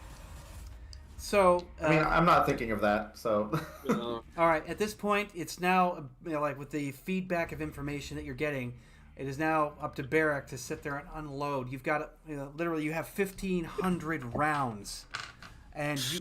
All right. So the thing about that is you're going to be doing a full burst. With the speed of this weapon, you can drop 100 rounds in a 3-second period, easy. With gun kata? On top of gun kata, yes. he's gonna bend the bullets. He's gonna bend the bullets. Whoosh. Is it Ivar's turn to see if he can help Barrack achieve? So at this point, Ivar, you just basically assembled the weapon so that he can use it. He's using it. Okay. So just delete -1. that. Just delete that, Ivar. You already did it. Oh, I did. Oh. Yeah, you've already done it. It's just it's Barrick's turn now to lay waste. Okay, so I'm rolling Great movie, by the way. Gun Kata. What movie is that? Oh Tang. yeah, Hootie Tang is so good. Okay, so I'm rolling Gun Kata, and then instead of adding handgun, would I add heavy? Yes, you're going to add the rank of heavy to your gun kata, whatever it would be. So what's the base of your, what's the total base of your gun kata without the normal rank? Gun Kata it's 23, Right, and then your heavy rank? and then heavy is rank 3. Okay, so 26 base.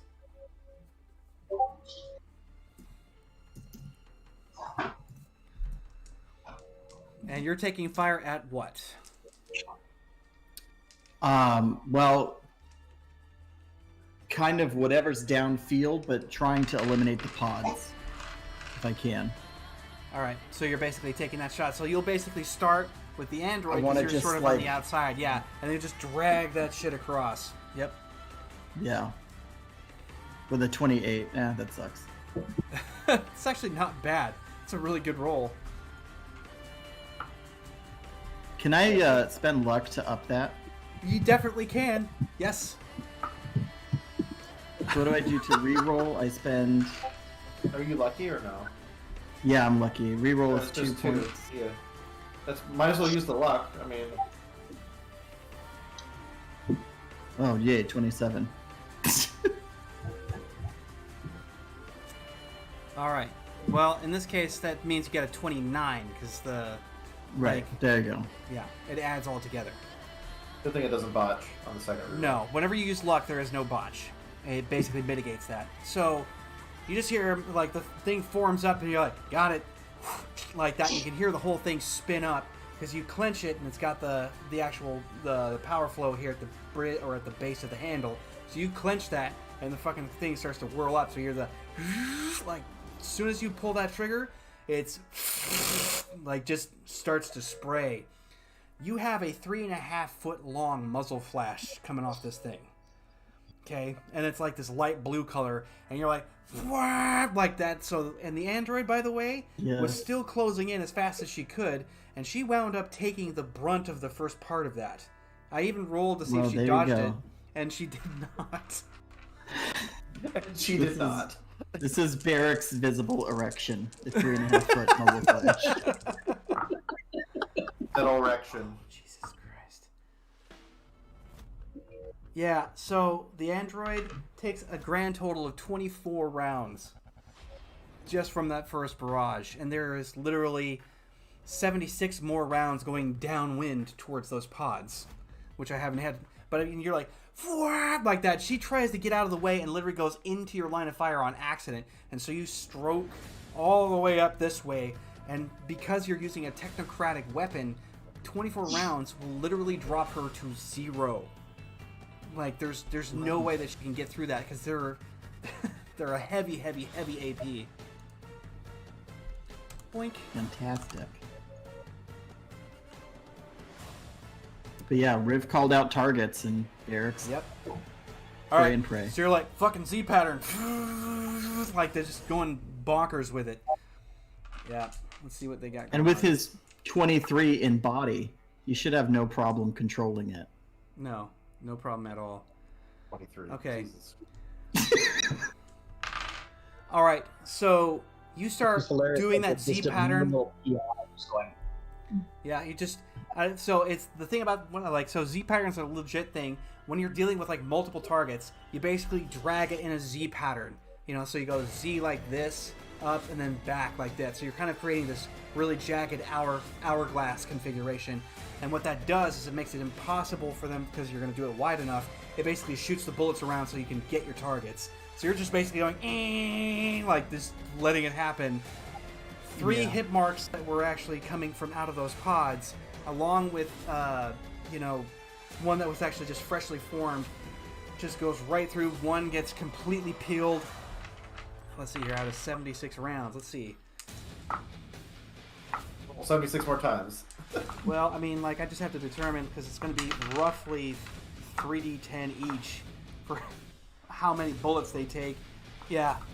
Again, because you're using their own weaponry, they're being completely turned into mulch. Like, so 3 of them go down, 1 kind of leaps off to the side, and then the pod takes critical damage behind it. And you can see that it's just sparking and no longer functional. Oh yeah. Yeah, fucking melted it. Christ. I couldn't even do anything, and I rolled legit. Like, there was... Like, they just couldn't get out of the way fast enough. Because you're standing just on the outside, and mind you, any of the rounds that you actually see, well, because you're still going to be shooting even though the round's over, you can see that they're curving around where Copperfield is standing. So even if they come close to it, so when you're doing the tips of that Z pattern, you can see the rounds doing curves. Because it's not trying to stop them, it's literally just pushing it around. So kinetic force seems to be diverted. That's why I didn't want to try and attack him on, full on. Mm-hmm. Oh wow, the Z totally works on my drawing. It's the plot right on. That's good. You guys are connected via Digidirts. I have a tendency to think that maybe it's the way I'm describing it. I'm hoping that's the case, because that's why I don't usually use minis. Alright, so that leaves Ivar, last of the list here. It's your show, bud. It wouldn't be considered Ivar's move that he just created that for Barrack? Well, you can move yourself to a position or somewhere else, or put up a defensive field, anything like that. I mean, you're not necessarily proactive. You did help him with it, but you're still able to do a stunt. You haven't lost that. But he can't do any more reality check. He can't. Right. He's not going to be manipulating reality in an offensive way. He can take a more defensive position, or he can try and do something where he's not. Well, like he's. He has a defensive shield. Is that defensive shield still up? Yes. Okay, so right now, what Ivar just wants to do with, since he's somewhat safe, he's kind of heard a little bit about what Riv has said, and he wants to focus more on,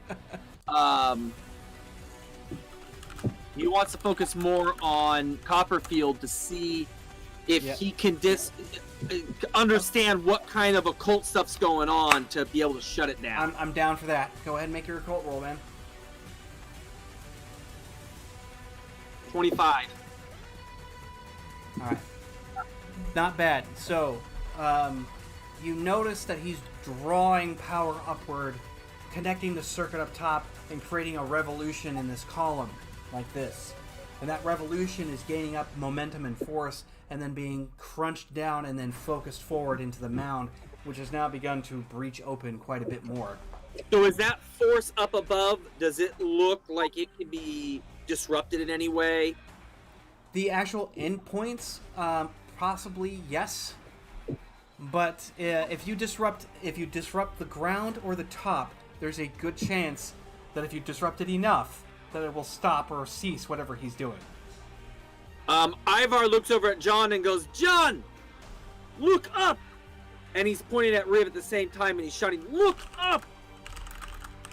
So, quick question when I shot you. Does Ivar...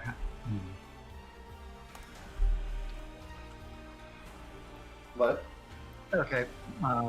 You'd have to offer it of yourself, Ivar.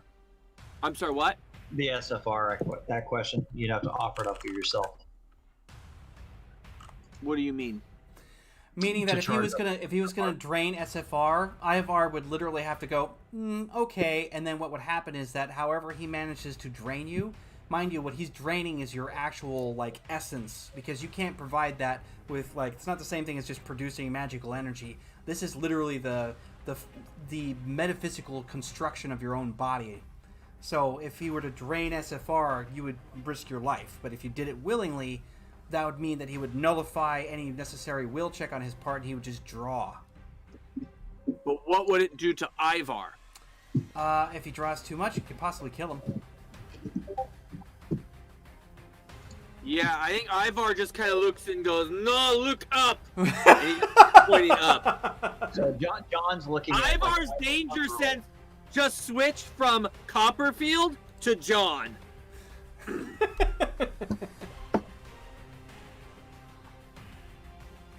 So he grudgingly looks up and goes, "Oh."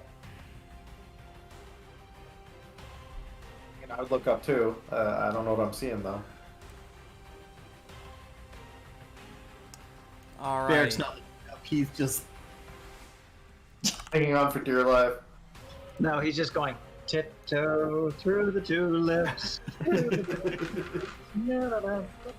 All right, so Avalon's just sort of like, I've got cover over here. Like he starts to move back. Now he's not taking a turn or anything, but he's moving to the left side of the party. So he's going on everybody's 9 o'clock. He's shifting over that way. Natasha yanks the axe out of the android that she managed to hit, and you can see that it's not moving. She takes that same left flank, standing side by side because you guys don't know what's going to be coming from that direction. Dark Knight approaches up. You guys are coming over. The hit marks are starting to try and funnel from the left side and around because that's still the only other pod that's bringing them in.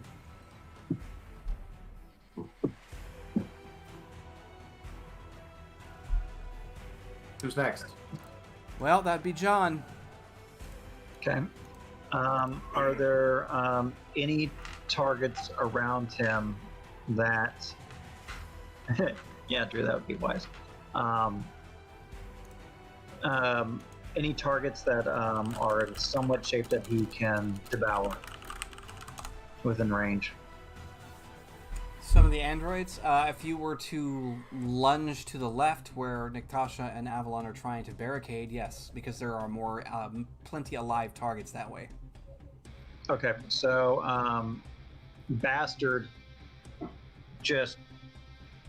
So the visual effect of just like the 10-man broke apart. Bastard, actually, you just see two large metal claw hands rip out of the Bastard's chest as he screams, and then just dissipates into smoke as Mr. Bigsby just roars out of that and tries to basically clamp down and howling clamp down on one of the hit marks to drain it. Okay. And then John will act depending on what happens with that. All right, what'd you get? What do I have to roll on that? Well, in this case, you just got to make the switch, which is just will check 7, target 7. Okay.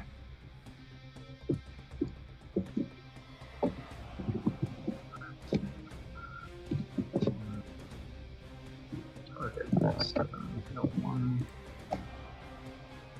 Yeah. Well, All right, read it done good. deal. So Mr. Bigsby is now doing a rush attack, so you've got your one little stunt in there, so see if you can't have yourself some dinner. Melee attack, so It's a melee, yep. Roll 1d 10, 18, 27. All right. Let's see what they got. Show me what you got. Woof, like that. You just go like so, and basically a werewolf type of fashion smashes into this hit mark, buries teeth, and you start to draw, and you get the awful flavor of just like metal and wire and the rest of it. Nothing about it satisfactory in the sense of, like breaking bone or, like the tearing of flesh whatsoever. However, every single one of those snap and breaks, you can feel the ether of its own essence just coming into your body as you start to draw it forward. So I think it was like drained. What level was it? We put 5 Devour. levels. 5 levels of Devour. Okay. So 5 levels. Goddamn. yeah, I believe. Did you have to roll for that? Remind me of the mechanic. Let's go to the other spreadsheet. I was gonna say, make sure you tell me because I know that you had a lot of custom mechanics. Okay, so yeah, I was waiting for this, but I should have prepped it. Absorb the nourishing power of the soul to power your demonic abilities. With the raw essence of the living soul, you consume your abilities without worry. Opposing will check determines how much SFR is leached from the target. Ah. And then it's each success absorbs 1 SSR plus the 5. So you're gonna get 5 no matter what. now we just get to see how many extra. Yeah, I mean that's the fun Okay, part. so make another will check because you will have to roll your will versus the creature. Suck it down. Actually, ignore that. They don't even get any 10s. Oh, actually, just roll it anyway. I'll see how many extra you get. No extra. So you get 5. Yeah. So like that. You can see it's just like it, basically something happens to its internal systems where it just kind of goes quiet. Can I use any luck to bump that up for additional successes? Yes. Which numbers do I have to bump that by? Well, you'd have to boost your 7 to twice. So you'd have to hit it 2 times to make it a 9. What luck do you even have left? He's I've got got 4 luck. yeah. That would take 2 points of luck. I think you're lucky, right? Yeah. Yep. We're But also lucky. he's at 13 SFR, so he needs the 10. So he's going to use the luck. All right. So 2 points of luck, and that means you get 6 SFR. Nice! Nice!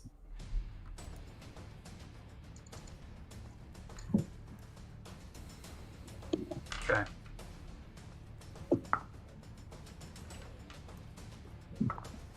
And then John, making the connection that Ivar was telling him. And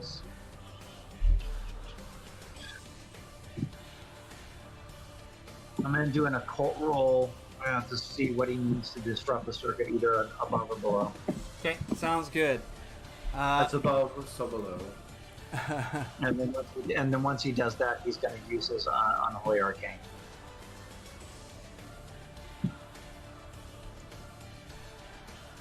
Rolls.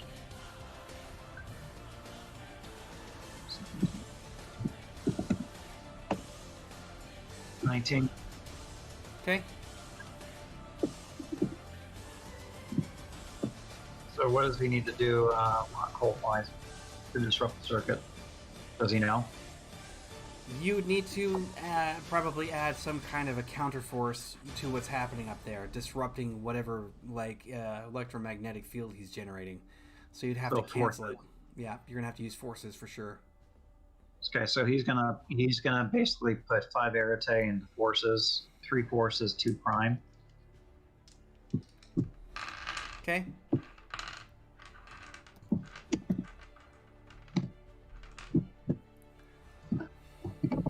That's my target.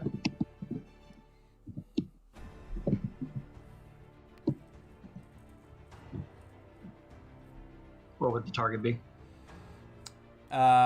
Target for casting the spell is 8.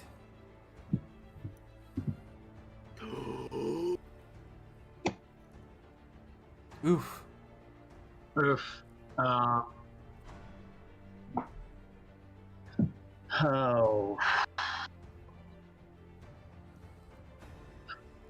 I'm gonna roll attacks to see if 1 degree success would disrupt it. Okay. I'll let that be my decision. Parallel processing. 21. Would 1 degree success work? Oh, that's really funny. So, yeah, I mean, you're like, you come up like this, you look up the top, and you start basically generating another, basically a secondary electronic field at the top of the column which he's producing, and you feel this, sudden, you do this, like that as it happens. Make a will check, and... You got no more luck, since it sounds like you're moving forward with it. Yeah, he needs to make a will check because he's interacting with the spell itself and outside of that, the magical circle. But it's the will check is going to be a difficulty 10.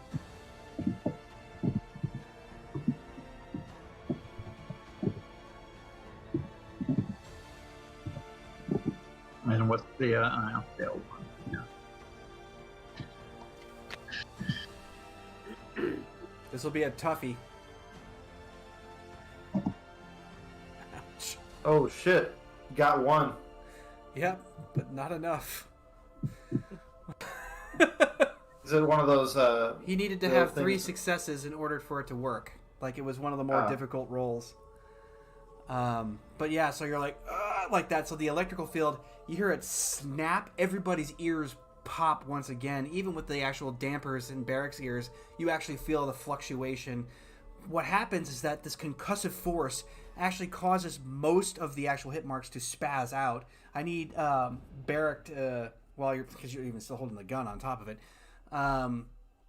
you're gonna need to make like a straight up body roll, because in this case, your body is going. It's 10, because the way the body works is that it maxes out at 10, because the pain levels only go up to 10. But in this case, you're gonna have to make a body check at a -3. So what that means is that you need to roll a d10. It needs to be under 7 or lower. You're muted. Does it matter if I have EMP shielding? It does matter, but that's the reason why it's only a 3 instead of 6. Okay. Damn.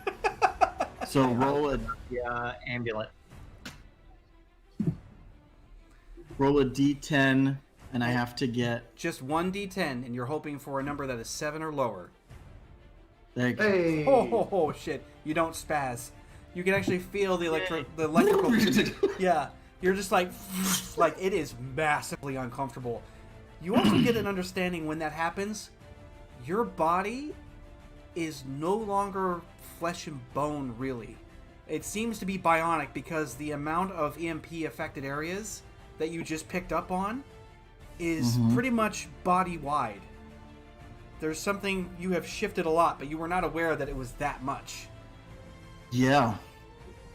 That's probably why they fired you, by the way. Forced you to retire. They didn't want to pay out disability. Yeah, so that happens from where you made contact at the very breach point. There is this massive impact from nearby.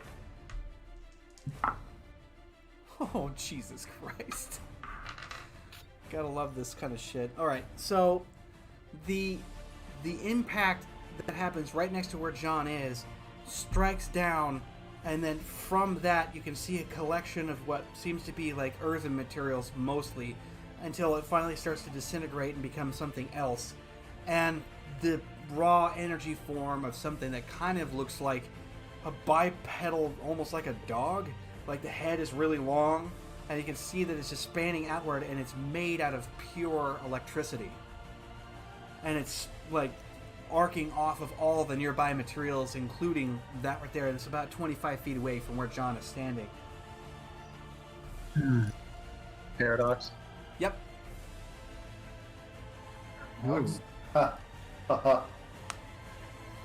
Yes, indeed.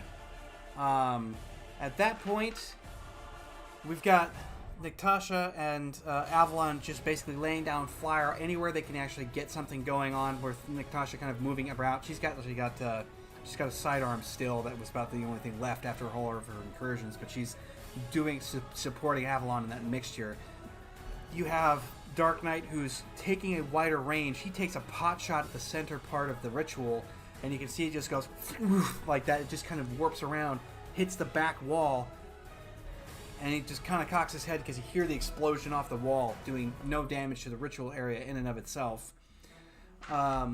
Michael, on the other hand, comes screaming past where John is at, and more just like has blade out. You don't know how he's done it, but he's basically almost like he's at a leap, but he's going straight forward with his body damn near parallel to the earth, and he's just moving on, and he buries the blade inside of the paradoxical creature, whatever it was, and just gives it like this. You can see it actually shift a little bit, like it's trying to become dematerialized, but then you see him just kind of twist that blade. There's a grunt, and he just goes whoop and cuts down diagonal, just up like that and across. He completely rolled a double exploding crit. That was the only thing. It's fucking Very nice. His sword is nice. ridiculous. Yeah, it's weird. This is happening much more cinematically than I was expecting. You Beautiful. always say that. You always say that, and yet it always happens. Yes, but I don't ever expect this. I'm not like sitting there going like, oh yeah, I'm gonna fucking guard these rolls over here. Like that's why I'm taking photographs because like legit, this fucking just happened. Well, Barrick is definitely going to have questions about the electro dog that just appeared. Electro Dog. Well, he does When, that, you know. and you can see that it just like dissipates. It reaches out for Michael, and he goes like for his head, and he just like bats the actual electrical like image away, just like that, and holds the blade out to his side. He just looks around. It's like, we've got to stop that, like that, indicating the ritual there, of course. Yeah. So the actual two pods themselves seem to be malfunctioning because the shot that reverberated around the ritual site that was uttered off from Dark Knight hit the Dark Knight. background and disrupted it. That's awesome. So Are there any operational pods left? no, there were only two in the back there, so it seems like they're down. However, there is if you like you basically end your first volley to your left, you've got a hit mark that's standing up. He looks damaged. It looks like the one that basically got blasted off to the side from earlier. You've got that as a target. There are several hit marks that are still in the distance past the ritual site because you're kind of perpendicular to it, so the ritual site's sitting in front of you. So it's really hard shots if you're going to try and make those. But that seems to be the only ground targets right now. You're not sure exactly what else there might be. You could try rolling an occult on your own, seeing if you couldn't disrupt the ritual in a different way. Well, yeah, I will happily do that. He's like, wait, I remember from Occult for Dummies, Yeah, because he's been researching that book ongoing. Chapter 6. Barrick is a rank 4 in occult lore. Yeah. Now, Is he I really? poured points into that. I did. Over the last. our Marvelous. watch, he gets it by 1 point because he had put that point in there. That would be hysterical. 18. Okay, so you're not sure exactly what you might be able to do. You know that the center column, I'll just leave this as a choice up to you to figure out how you want to do it. The center column seems to be completely immune to kinetic force of any kind. It even takes shots like that, and you just watched John try to like do something to disrupt it, and it reacted in that similar way. You have a mechanical device that is from the technocracy. Right. It's kind of one of those like, Oh, the Okay. music just got into a very contemplative. It really did. yep. So yeah, that's kind of Barrick is thinking we can physically separate without using the magic, which is actually a conversation that Drew and I were having. Hey, what if we do just physically separate this? Right. So Barrick is just gonna seeing that the pods are down, he's gonna aim his new toy at Okay. try and use it to physically separate with All right. what am I rolling? Basically 20s? disrupting the ritual from the top or the bottom. We'll do top All right. because it's ranged, you know. Yep. Martial arts 23. see where we go. Heavy is 3. Let's see the music. It's swell. You know what I was just imagining is what Scott was just encountering was like in the Dresden Files when something epic is about to happen, everything slows down. Yep. Like, and he Yes. starts thinking. All right. All So right, he's like, 31. fuck it. Like, he just go, like, start laying it up there with the freaking big ass muzzle flash, and you belt down. So you actually track a line because you're going to be smart about it. You track a line from about 5 foot and just move it downward to see exactly. You where gotta it feels. ease up to your cuts. Yeah, exactly. Just go like that. So it starts to disrupt. So you see what happens if it can disrupt what you're looking for. God damn it. You guys remember the whole percentile thing, right? Okay. Yes. I just rolled a 12 on a percentile check. So, Damn, like, dude. like I said, this is all happening in a very cinematic way. I didn't really think, because I was sort of like, 20 or less. That's all right. So you're like, "Bwap," like that, and it starts to cut through. You can see all of a sudden it just goes. There's like a spark that happens up top, and then there's this pop, and it's a white flash, and you just keep drilling, and then you start making a diversive pattern, and it starts to happen where the ceiling is starting to crumble because these things are starting to pile right through it, and it goes down, and you can see that he's trying to concentrate on the inside, and then there's this huge sense of vibration that starts to come out, and he kind of looks up when he sees what you're doing. It's like he's coming from out of trance, and he looks at where you're at, and you're just still belting it out for all you've got, and he's just sort of like, "Ah," like that, starts to scream bloody murder. Starting to fall down the back of his shirt. He's getting like irritated. Well, it's actually more towards the front of him, but yeah, kind of like that. But he's just like trying to hold on to it the best that he can. The problem is that it's such a delicate procedure. Yeah, I don't even know if he'll be able to hold it because he has to reconstruct You're that creating shit mentally. disequilibrium for a guy that's trying to hold the universe in his palm of his hands. Yeah. Nothing Well, good happens That's from what it. this group does. We disrupt things. That's true. We are the group Fishing that for be our dynamite name? over here. Can we be the disruptors? Oh, You I can be like the that. disruptors. I don't care. We So- are the disruptors. He literally botched. So he's just screaming at the top of his lungs, and then you see this, like, the two columns start to whip like candle flames, like, from the tops of his hands. And he just looks up, he's like this, looking down, the webbing in his neck is starting to get all big, and then he's, like, trying to hold on as best he can.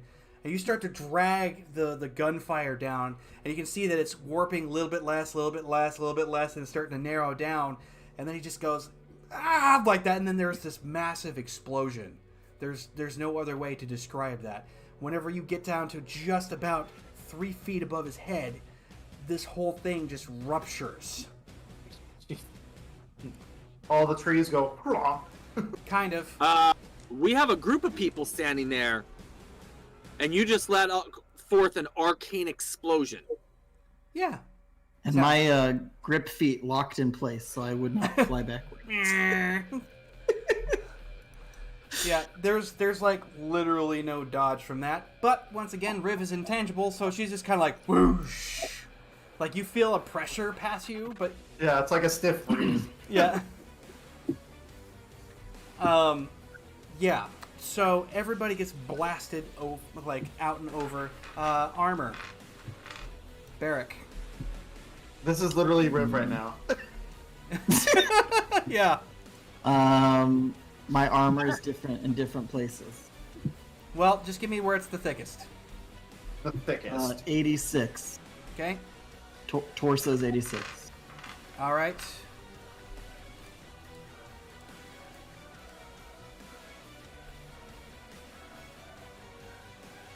Yeah. And my duster is like flapping in the breeze, and there's a pile of shells, or of casings, like in front of me. Oh. Okay. Shit. Alright, Riv is fine. Ivar is still holding your... Ivar, make a will check, please. John, your armor... What's my target? Your target's gonna be 9. Armor's 41. Plus magic bracelet. Plus the magic. 4 degrees of success from Ivar. Ivar. Yeah, Ivar. Ivar's like, there is no spoon. This Yeah, whole time... Look, Ivar spent his last term hot wiring a gun and then spent the rest of it studying what was been going on, and I've been presuming he's just been sitting there the whole time watching this whole thing going on, going, yeah, I know what you're doing. Oh, that wasn't very good, Barrack, but it works. Ivar doesn't get to actually use his hands for a lot of stuff, so that took him back to his youth of like hot wiring cars and like gave him a little refresh. Barrack ultimately is sitting there realizing the horrible thing that you're about to unleash, and he's like, bolster up my defenses. Alright, so it goes... Boom! John's going to be activating his regeneration depending on the damage. So, because of the fact that it's an arcane eruption of a sort, Riv basically feels the pressure. I rolled on the 60% mischance. Neither Barrick nor John suffer any damage at all. You just get covered in this blue field as it happens. And Niktasha is pretty freaking close. She goes missing from where she's at. And Avalon wasn't too far behind and gets completely pummeled. And so he's missing as well. Like, he just goes, like, he's there, and then you just, like, flash, and then he's just nowhere. Like, it happens that fast. And while you guys are standing there amidst this destruction and the destructive force, there is this crackling sound that's coming from that mound. And when you're looking over at Copperfield, who's just getting back up, smoking all over his person, he's actually kind of stares up, and you can see that he's not at all left unmarred. Where he was, like, trying to deal with it, there is, like, his left hand looks like it's been burned, but it looks more like carapace scales. And then his face and the rest of it has been completely given over to some kind of odd transformation, but it's smoking like it was charred. And it goes down inside of that, and the rest of it, and he just kind of looks up, and of course this left eye is now got this kind of odd green glow to it, and he just is trying to get a scope of everything. Like, there's like huge blast, and then it comes out like this. Now Ivar, because of the way his defensive shield works, took the explosion and reverbed it back out. So it was like boom, then boom again from where he was standing. And so he's standing in this crater at this point from where he was. You know, so Ivar, you were standing here, the explosion goes off, you drop about 3 feet down and land on your ass with the shield just basically barely holding itself together. But you're unharmed at this point, and then he's looking at it, and you can see what looks to be some sort of like snaking writing on Copperfield's forehead, around down his cheek, and he just like, and just trying to get a gauge on everybody that's there. So you're all kind of stuck in this standstill after that eruption. You have to catch him alive, apparently. So it's... Derek had rolled a 23 earlier on his intimidation after the first shot didn't affect him, so he's just gonna, like, stand there. He'll let the gun wind down. Yeah, so it's like that. And he gets up real slow. And he's got even, like, a small horn that is slowly forming up like this right there. And like I said, just looks charred, like somebody like burnt to a complete crisp, but it's acting more like scales on flesh. John, you all right? And he just kind of cocks his head. Must he live? Ivar just looks over and goes, "We need information." All right. Combat sense awareness.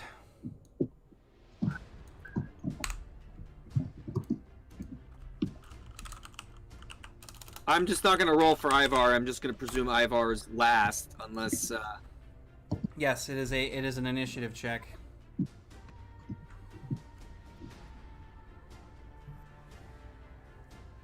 So yeah, Barrick's gonna toss the gun down, assuming he has spent it. Nice, Bill with the 30. Damn, Bill. All right. This is the part of the fights where, like, you take out the boss, you're like, "We did it!" And then the next boss comes along, you're like, Oh, "What?" there's that meme where it's like the boss music starts, and then the Latin music starts, and there's like it just keeps escalating. Quick question: has the mound stopped? Is the It is ritual not disrupted? growing any further, but it is still present. Okay. How damaged does he look? Like from John's senses, does he actually look hurt, or does it look like we're getting ready for something bigger? It's a butterfly emerging from its He's looking for chrysalis. weakness. Okay. Well, to put that into a matter-of-fact terminology, he looks like he's pissed. Damage, probably, but you can't really identify what sort of damage. Arcane flash burn. Yeah. Or as we like to say And in then- Magic the Gathering, mana burn. Right. So basically, you've got the wolf just like looking up because he just clinged to the ground. I was just like, he just kind of cocks his metal fuzzy little head to the side, looks at John quizzically, and let's see. Let's have him transform. Let's have Mr. Bixby transform into the bastard. Okay. And that's what was that roll again? It's just a will check. Okay. It's going to be will of it's going to be a check target 7 since things have calmed down. 10d10 targets 7. No, 1. Yep. Yeah. So he's good. Yep. And we're gonna have 4 chains Okay. go out, and then John will act after that. Okay.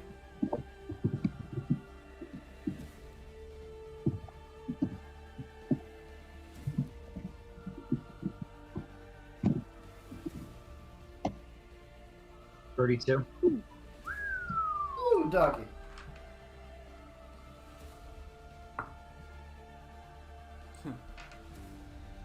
Well, you're like,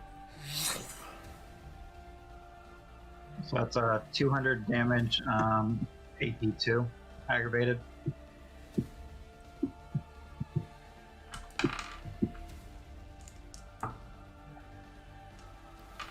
so these chains pile drive into his body. He does not manage to make it out. They penetrate through what seems to be some sort of a field around his person, like what you saw before, and then they puncture through it. And he just gets like hit this point, and then of course the screaming starts because he can't fucking help that. But it doesn't sound human anymore, at all. It's got the sound of like almost 3 other harmonics along with it, and he's just standing there in that particular frame of agony at this point, and he's still alive.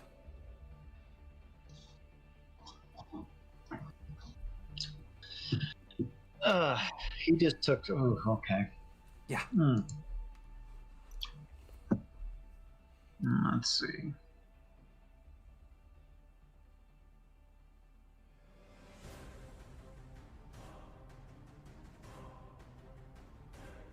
So we're gonna throw.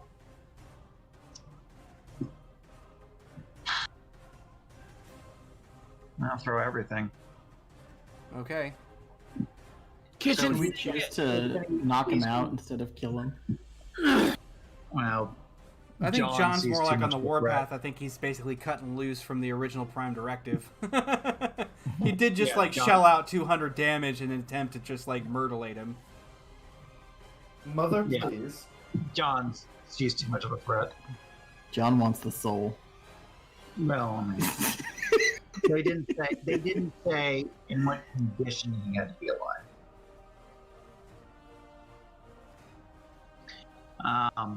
So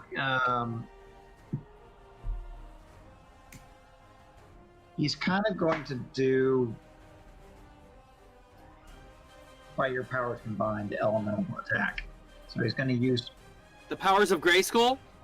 Yeah, he's gonna focus. He's gonna put forces and matter together, Mm-hmm. 2 and 2, and then prime the boost. Yep.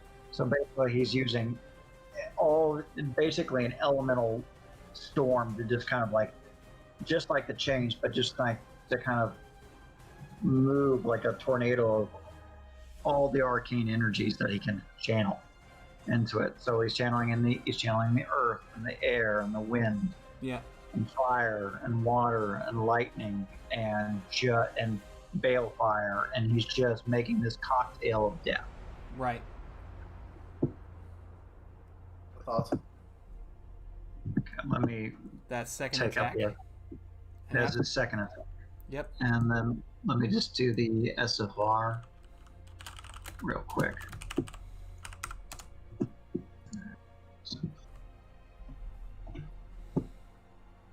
And that's Arete of 5.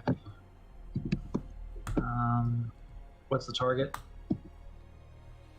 Target is going to be a 9. That's a lot of forces to control. Well, shit. No, I already made my decision. Oh.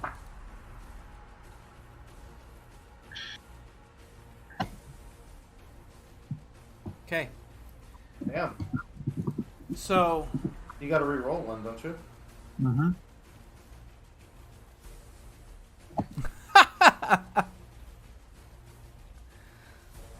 Yeah, so basically elemental destruction. He just cast elemental destruction. yeah. One So degree of success. he brings out this maelstrom of forces of nature all together in one cyclone. And you can see that he's like being ripped to pieces and still actually having the chains embodied into his person. He cannot move quite. And you can see acid hit his face and burn. There seems to be like various electrical strikes that all happen at once. And he's screaming the whole time. There are stones that batter into his body, and he ends up taking it. And if anything, fire or electrical seems to hit, he just ends up taking, like, his clothes have completely come off. Like, he has no clothing on him whatsoever. But you can see that there are mystical artifacts and devices on his ankles, on his wrists. And you even see one that was like hanging low on his neck. And he is pushing that all aside. And you're doing damage. I mean, like, you can see him taking wounds. What happens the following moment, as he just kind of looks around and starts to do that kind of a scream, I have to do one will check here. Okay.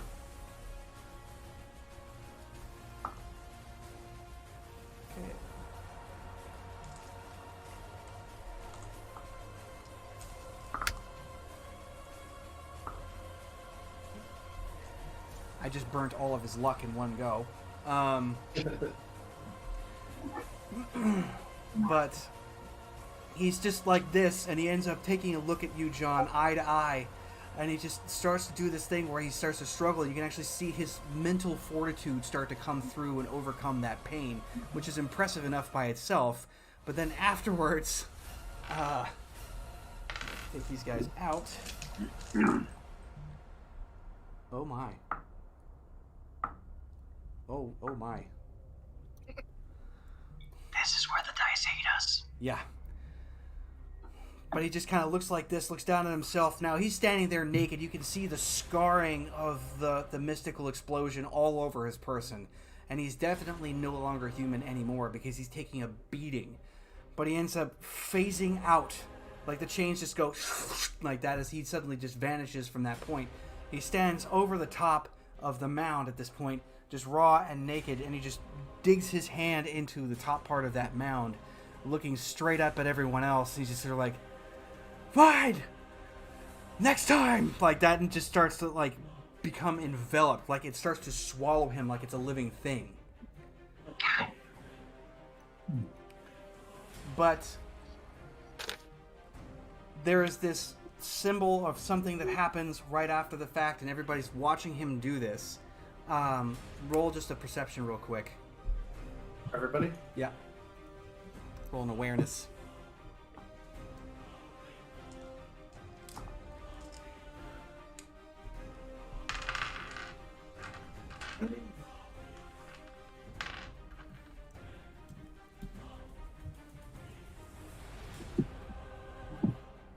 Damn, dude. Eric.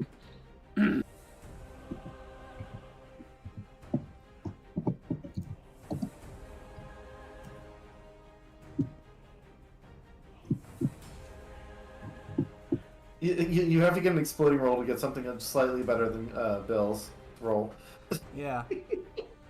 Well, That's how it works. when everybody sees it, only a few people probably recognize it unless they've got. Well, actually, everybody will be able to recognize it for the most part.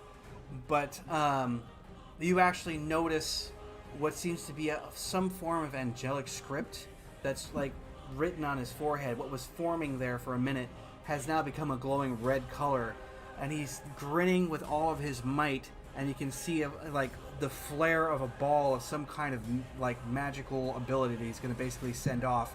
So more or less, he's leaving a little parting gift. But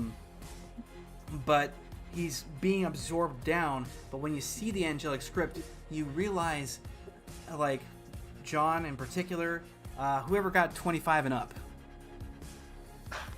I don't know who that would be because that's Barrick. Yeah, Barrick and John. Yep. I got 24 or 21. Ivar got 24. He's got knocked on his ass, so he's not fully aware at the moment. Yep. Okay. So you guys realize that he's made a Faustian deal, and you realize just how powerful that Faustian deal is. The Morning Star had elaborated that something had gone wrong. Now you know exactly what went wrong. The devil was beat at his own game, and winning this fight in particular was never really part of the goal, because right now he's being completely covered by some sort of loophole. And he just goes down inside and he blasts something straight up as he is completely absorbed in. And then that mound still sits there and crackles, but he is now slipped into purgatory. Oh, he made his villain escape. By the way, this week's was titled "Vanished." Yeah. That's a good one. However, you guys can hear a familiar voice, everyone recognizing it from whenever you were in purgatory. And it's just sort of like, play, play, play. Like that just rippling through everybody's minds. Would I recognize it? Because I disappeared out of the purgatory pretty quickly. Yeah, you jumped out of it. The only reason why you even have like a sense of what it was is because you actually saw the damage with your true sight. So, you're not familiar, but it's got that feel to it. Yep. Dexter. Yep. As he dissipates, the power comes back on, and you guys are realizing you're in a dome where most of the lights have been blown completely out. Most of it is it's like dark. The lighting that's in around the edge of the dome where the walls kind of end where it starts. Those are the only lights that are working right now, and they're recessed and obviously emergency lighting. Most of the trees in here are blown to pieces. There's rubble, and nothing seems to be actually alive, except for you guys at this point. And you can hear the sounds of sobbing in the background, and you've got Natasha, who's actually over by where Avalon is, and she's holding him. The man is very dead. At times. Fuck. Yeah. Yep. Once again, the music. Yep. Ivar just looks at the group and just lets out a big sigh. We have failed.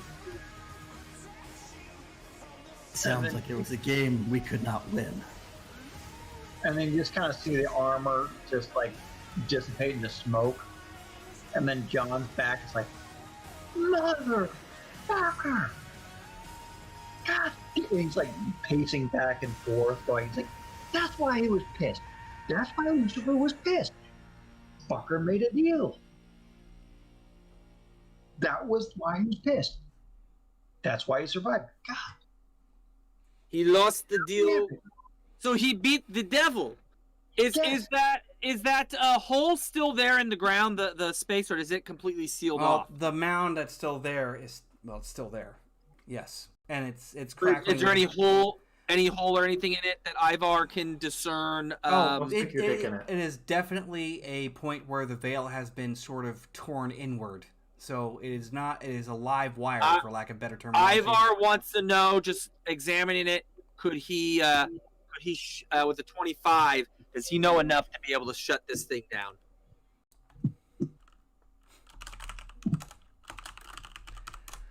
Right now, with the amount of knowledge that he was taking to do this, he's basically breaking the laws of all physics to get this to happen. Like, your reality shift could do it, but you would have to take a lot of time. You're standing pretty much in a site that's radioactive now. It won't do anything to transform you, but this is now a weak spot. But if you guys are able to escape or leave, it won't be easily found, but it leaves this in the possession of the technocracy, which is another problem. Because this is still their facility. I think we should bring the facility down and bury this monstrosity. Yeah, I think collapsing the structure around it at least would be a good way to buy us some time. Dark Knight, can you get everyone out and leave Ivar to bring this down and get me out last minute? And he's like, I can do that. Like, you can hear the semi-robotic voice of Dark Knight coming through the exosuit that he's wearing. He's like, just tell me what you need. Ivar wants to bring down structure, so describe the room to me. Is it domed? Is it... Yeah, it's domed and it's circular. It's fairly wide. This was basically like some massive arboretum that they were using for a meat site. And then John kind of walks over to Ivar, and different demeanor, no longer the dark armor. And he goes, "Hey," and he puts his hand on his shoulder and says, "I owe you." And then he's going to give him whatever aid he needs. I'm thinking, since it is a dome place, domes, you can't... If it's domed, it would either have to blow out and then drop in, or blow out the bottoms and cause it to collapse in. Right. And Ivar looks over at Rip. Are you still transparent? Can you see what's on the other side of walls? Well, she's no longer intangible at this point. Damn. The encounter ended. Well, Ivar is simply going to use his reality shift to basically liquefy the walls, but doing it in a structural way. So let's see if that would be general tactics. Implosion. Basically, Make a roll on architecture. Yes. No. Hey, Gene, I gotta head out. Yep. But just keep me safe. 19 tactics roll to figure out how Ivar can actually implode this whole building. Well, with that liquid idea, if you were able to transmute enough of that material into something and like hold it there for a minute, it might work if you can actually stretch it up and through the dome, because then it would cause the dome to fall inward. That's the roll, but he kind of looks at Dark Knight and he goes, "Get everyone out of here, and then come back for me." Done. What do I need to boost Ivar?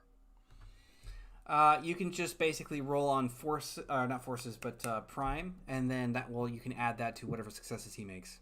Okay, so I'm going to use of my 5 remaining. You're going to get, because I only have prime 3. Yep, so you can roll 3d10. So- Ivar could do his bit. And Ivar's going to do this at a place of shadow, because he can hit the whole room no matter where he's at. But the general thought is, as the Dark Knight comes back, he's dropping this thing, and before it hits the ground, he's out. He can just hold your shoulder, and the minute you say go, he can be like, "Bwomp." Perfect. Okay, Bear's gonna grab the turret. 1 degree success. Yeah, gotcha. How many? What's my target? Your target's going to be 9 and make an extended will roll, because you're basically going to try and shoo it from bottom to top. Yeah, Bear's gonna make sure he's got the turret gun before he leaves. Just before the bastard kind of steps into John, he just kind of winks at Ivar and goes, "Hey, I stole you a drink," and then walks into John. I'll see you in a bit. All right. So you gave me 1 degree of success so far, Bill. Yeah, he also has Right, 1 degree of success already from his pendant, also, so that's 2.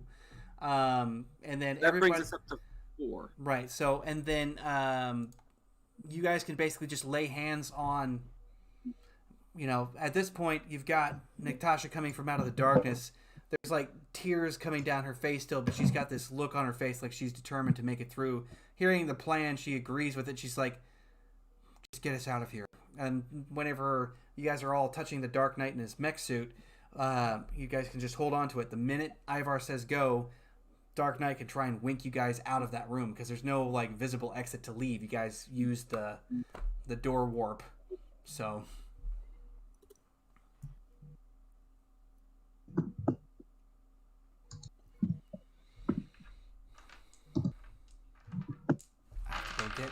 Dark Knight.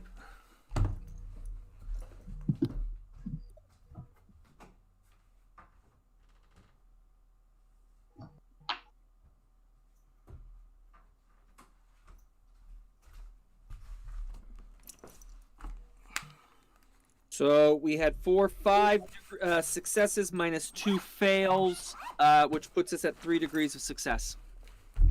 That would be the bare minimum. Right. And Ivar, you just see Ivar sitting there, and he looks very calm.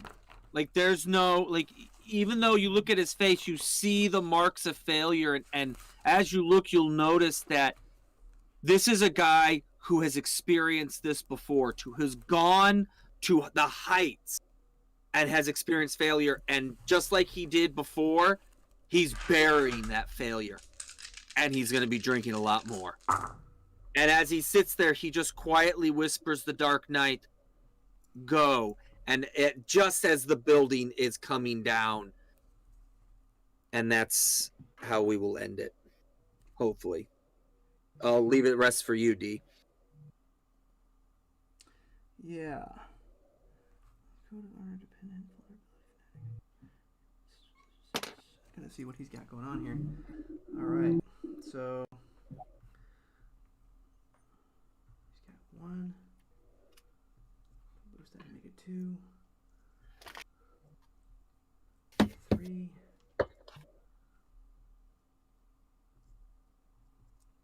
Okay. Thank God. 4. Okay. 1, 2, 3, 4 for Natasha, Michael. All right. Does he have one more? Yes. Okay. Oh, he doesn't. Shit. All right. Hold on. Dark Knight didn't pull everyone out prior to Ivar dropping the roof? Hold on. I gotta see. Well, I'm rolling right now to see what's going on with that. And like I said, you guys ended up having to kind of hold it together. So if he got to everybody beforehand, he's in total darkness. So, yeah. No, he goes poof like that. You guys all leap out at once. And, yeah, I burnt all of his luck doing this too. Yowzers. So, yeah, we'll leave it right there where you guys literally feel that snap of sharp cold, and we'll pick up where you guys rematerialize just as that dome is coming in for a collapse.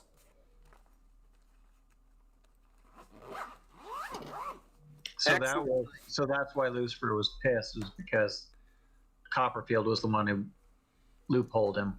Yep. Totally fucking snubbed him at his own game. Read the contract in full, bounced every single loophole he could find, spent a very long time making sure that would work, and laid out conditions for his success. The only mortal And to then ever the pull it moment off. Lucifer figured it out, he started playing get people to take this guy out. That and, the entire balance of things is now fucked up because the devil lost at his own game. He lost at his own game, and we failed at stopping it. Right.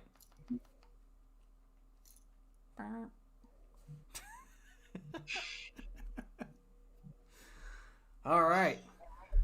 What a hell of a ride. That was excellent game session. Well, man, I missed these messages from Yace and David. So if that's the person who's still watching, thanks for watching. We're going to cut it out, and then we'll see you all next week. What a game.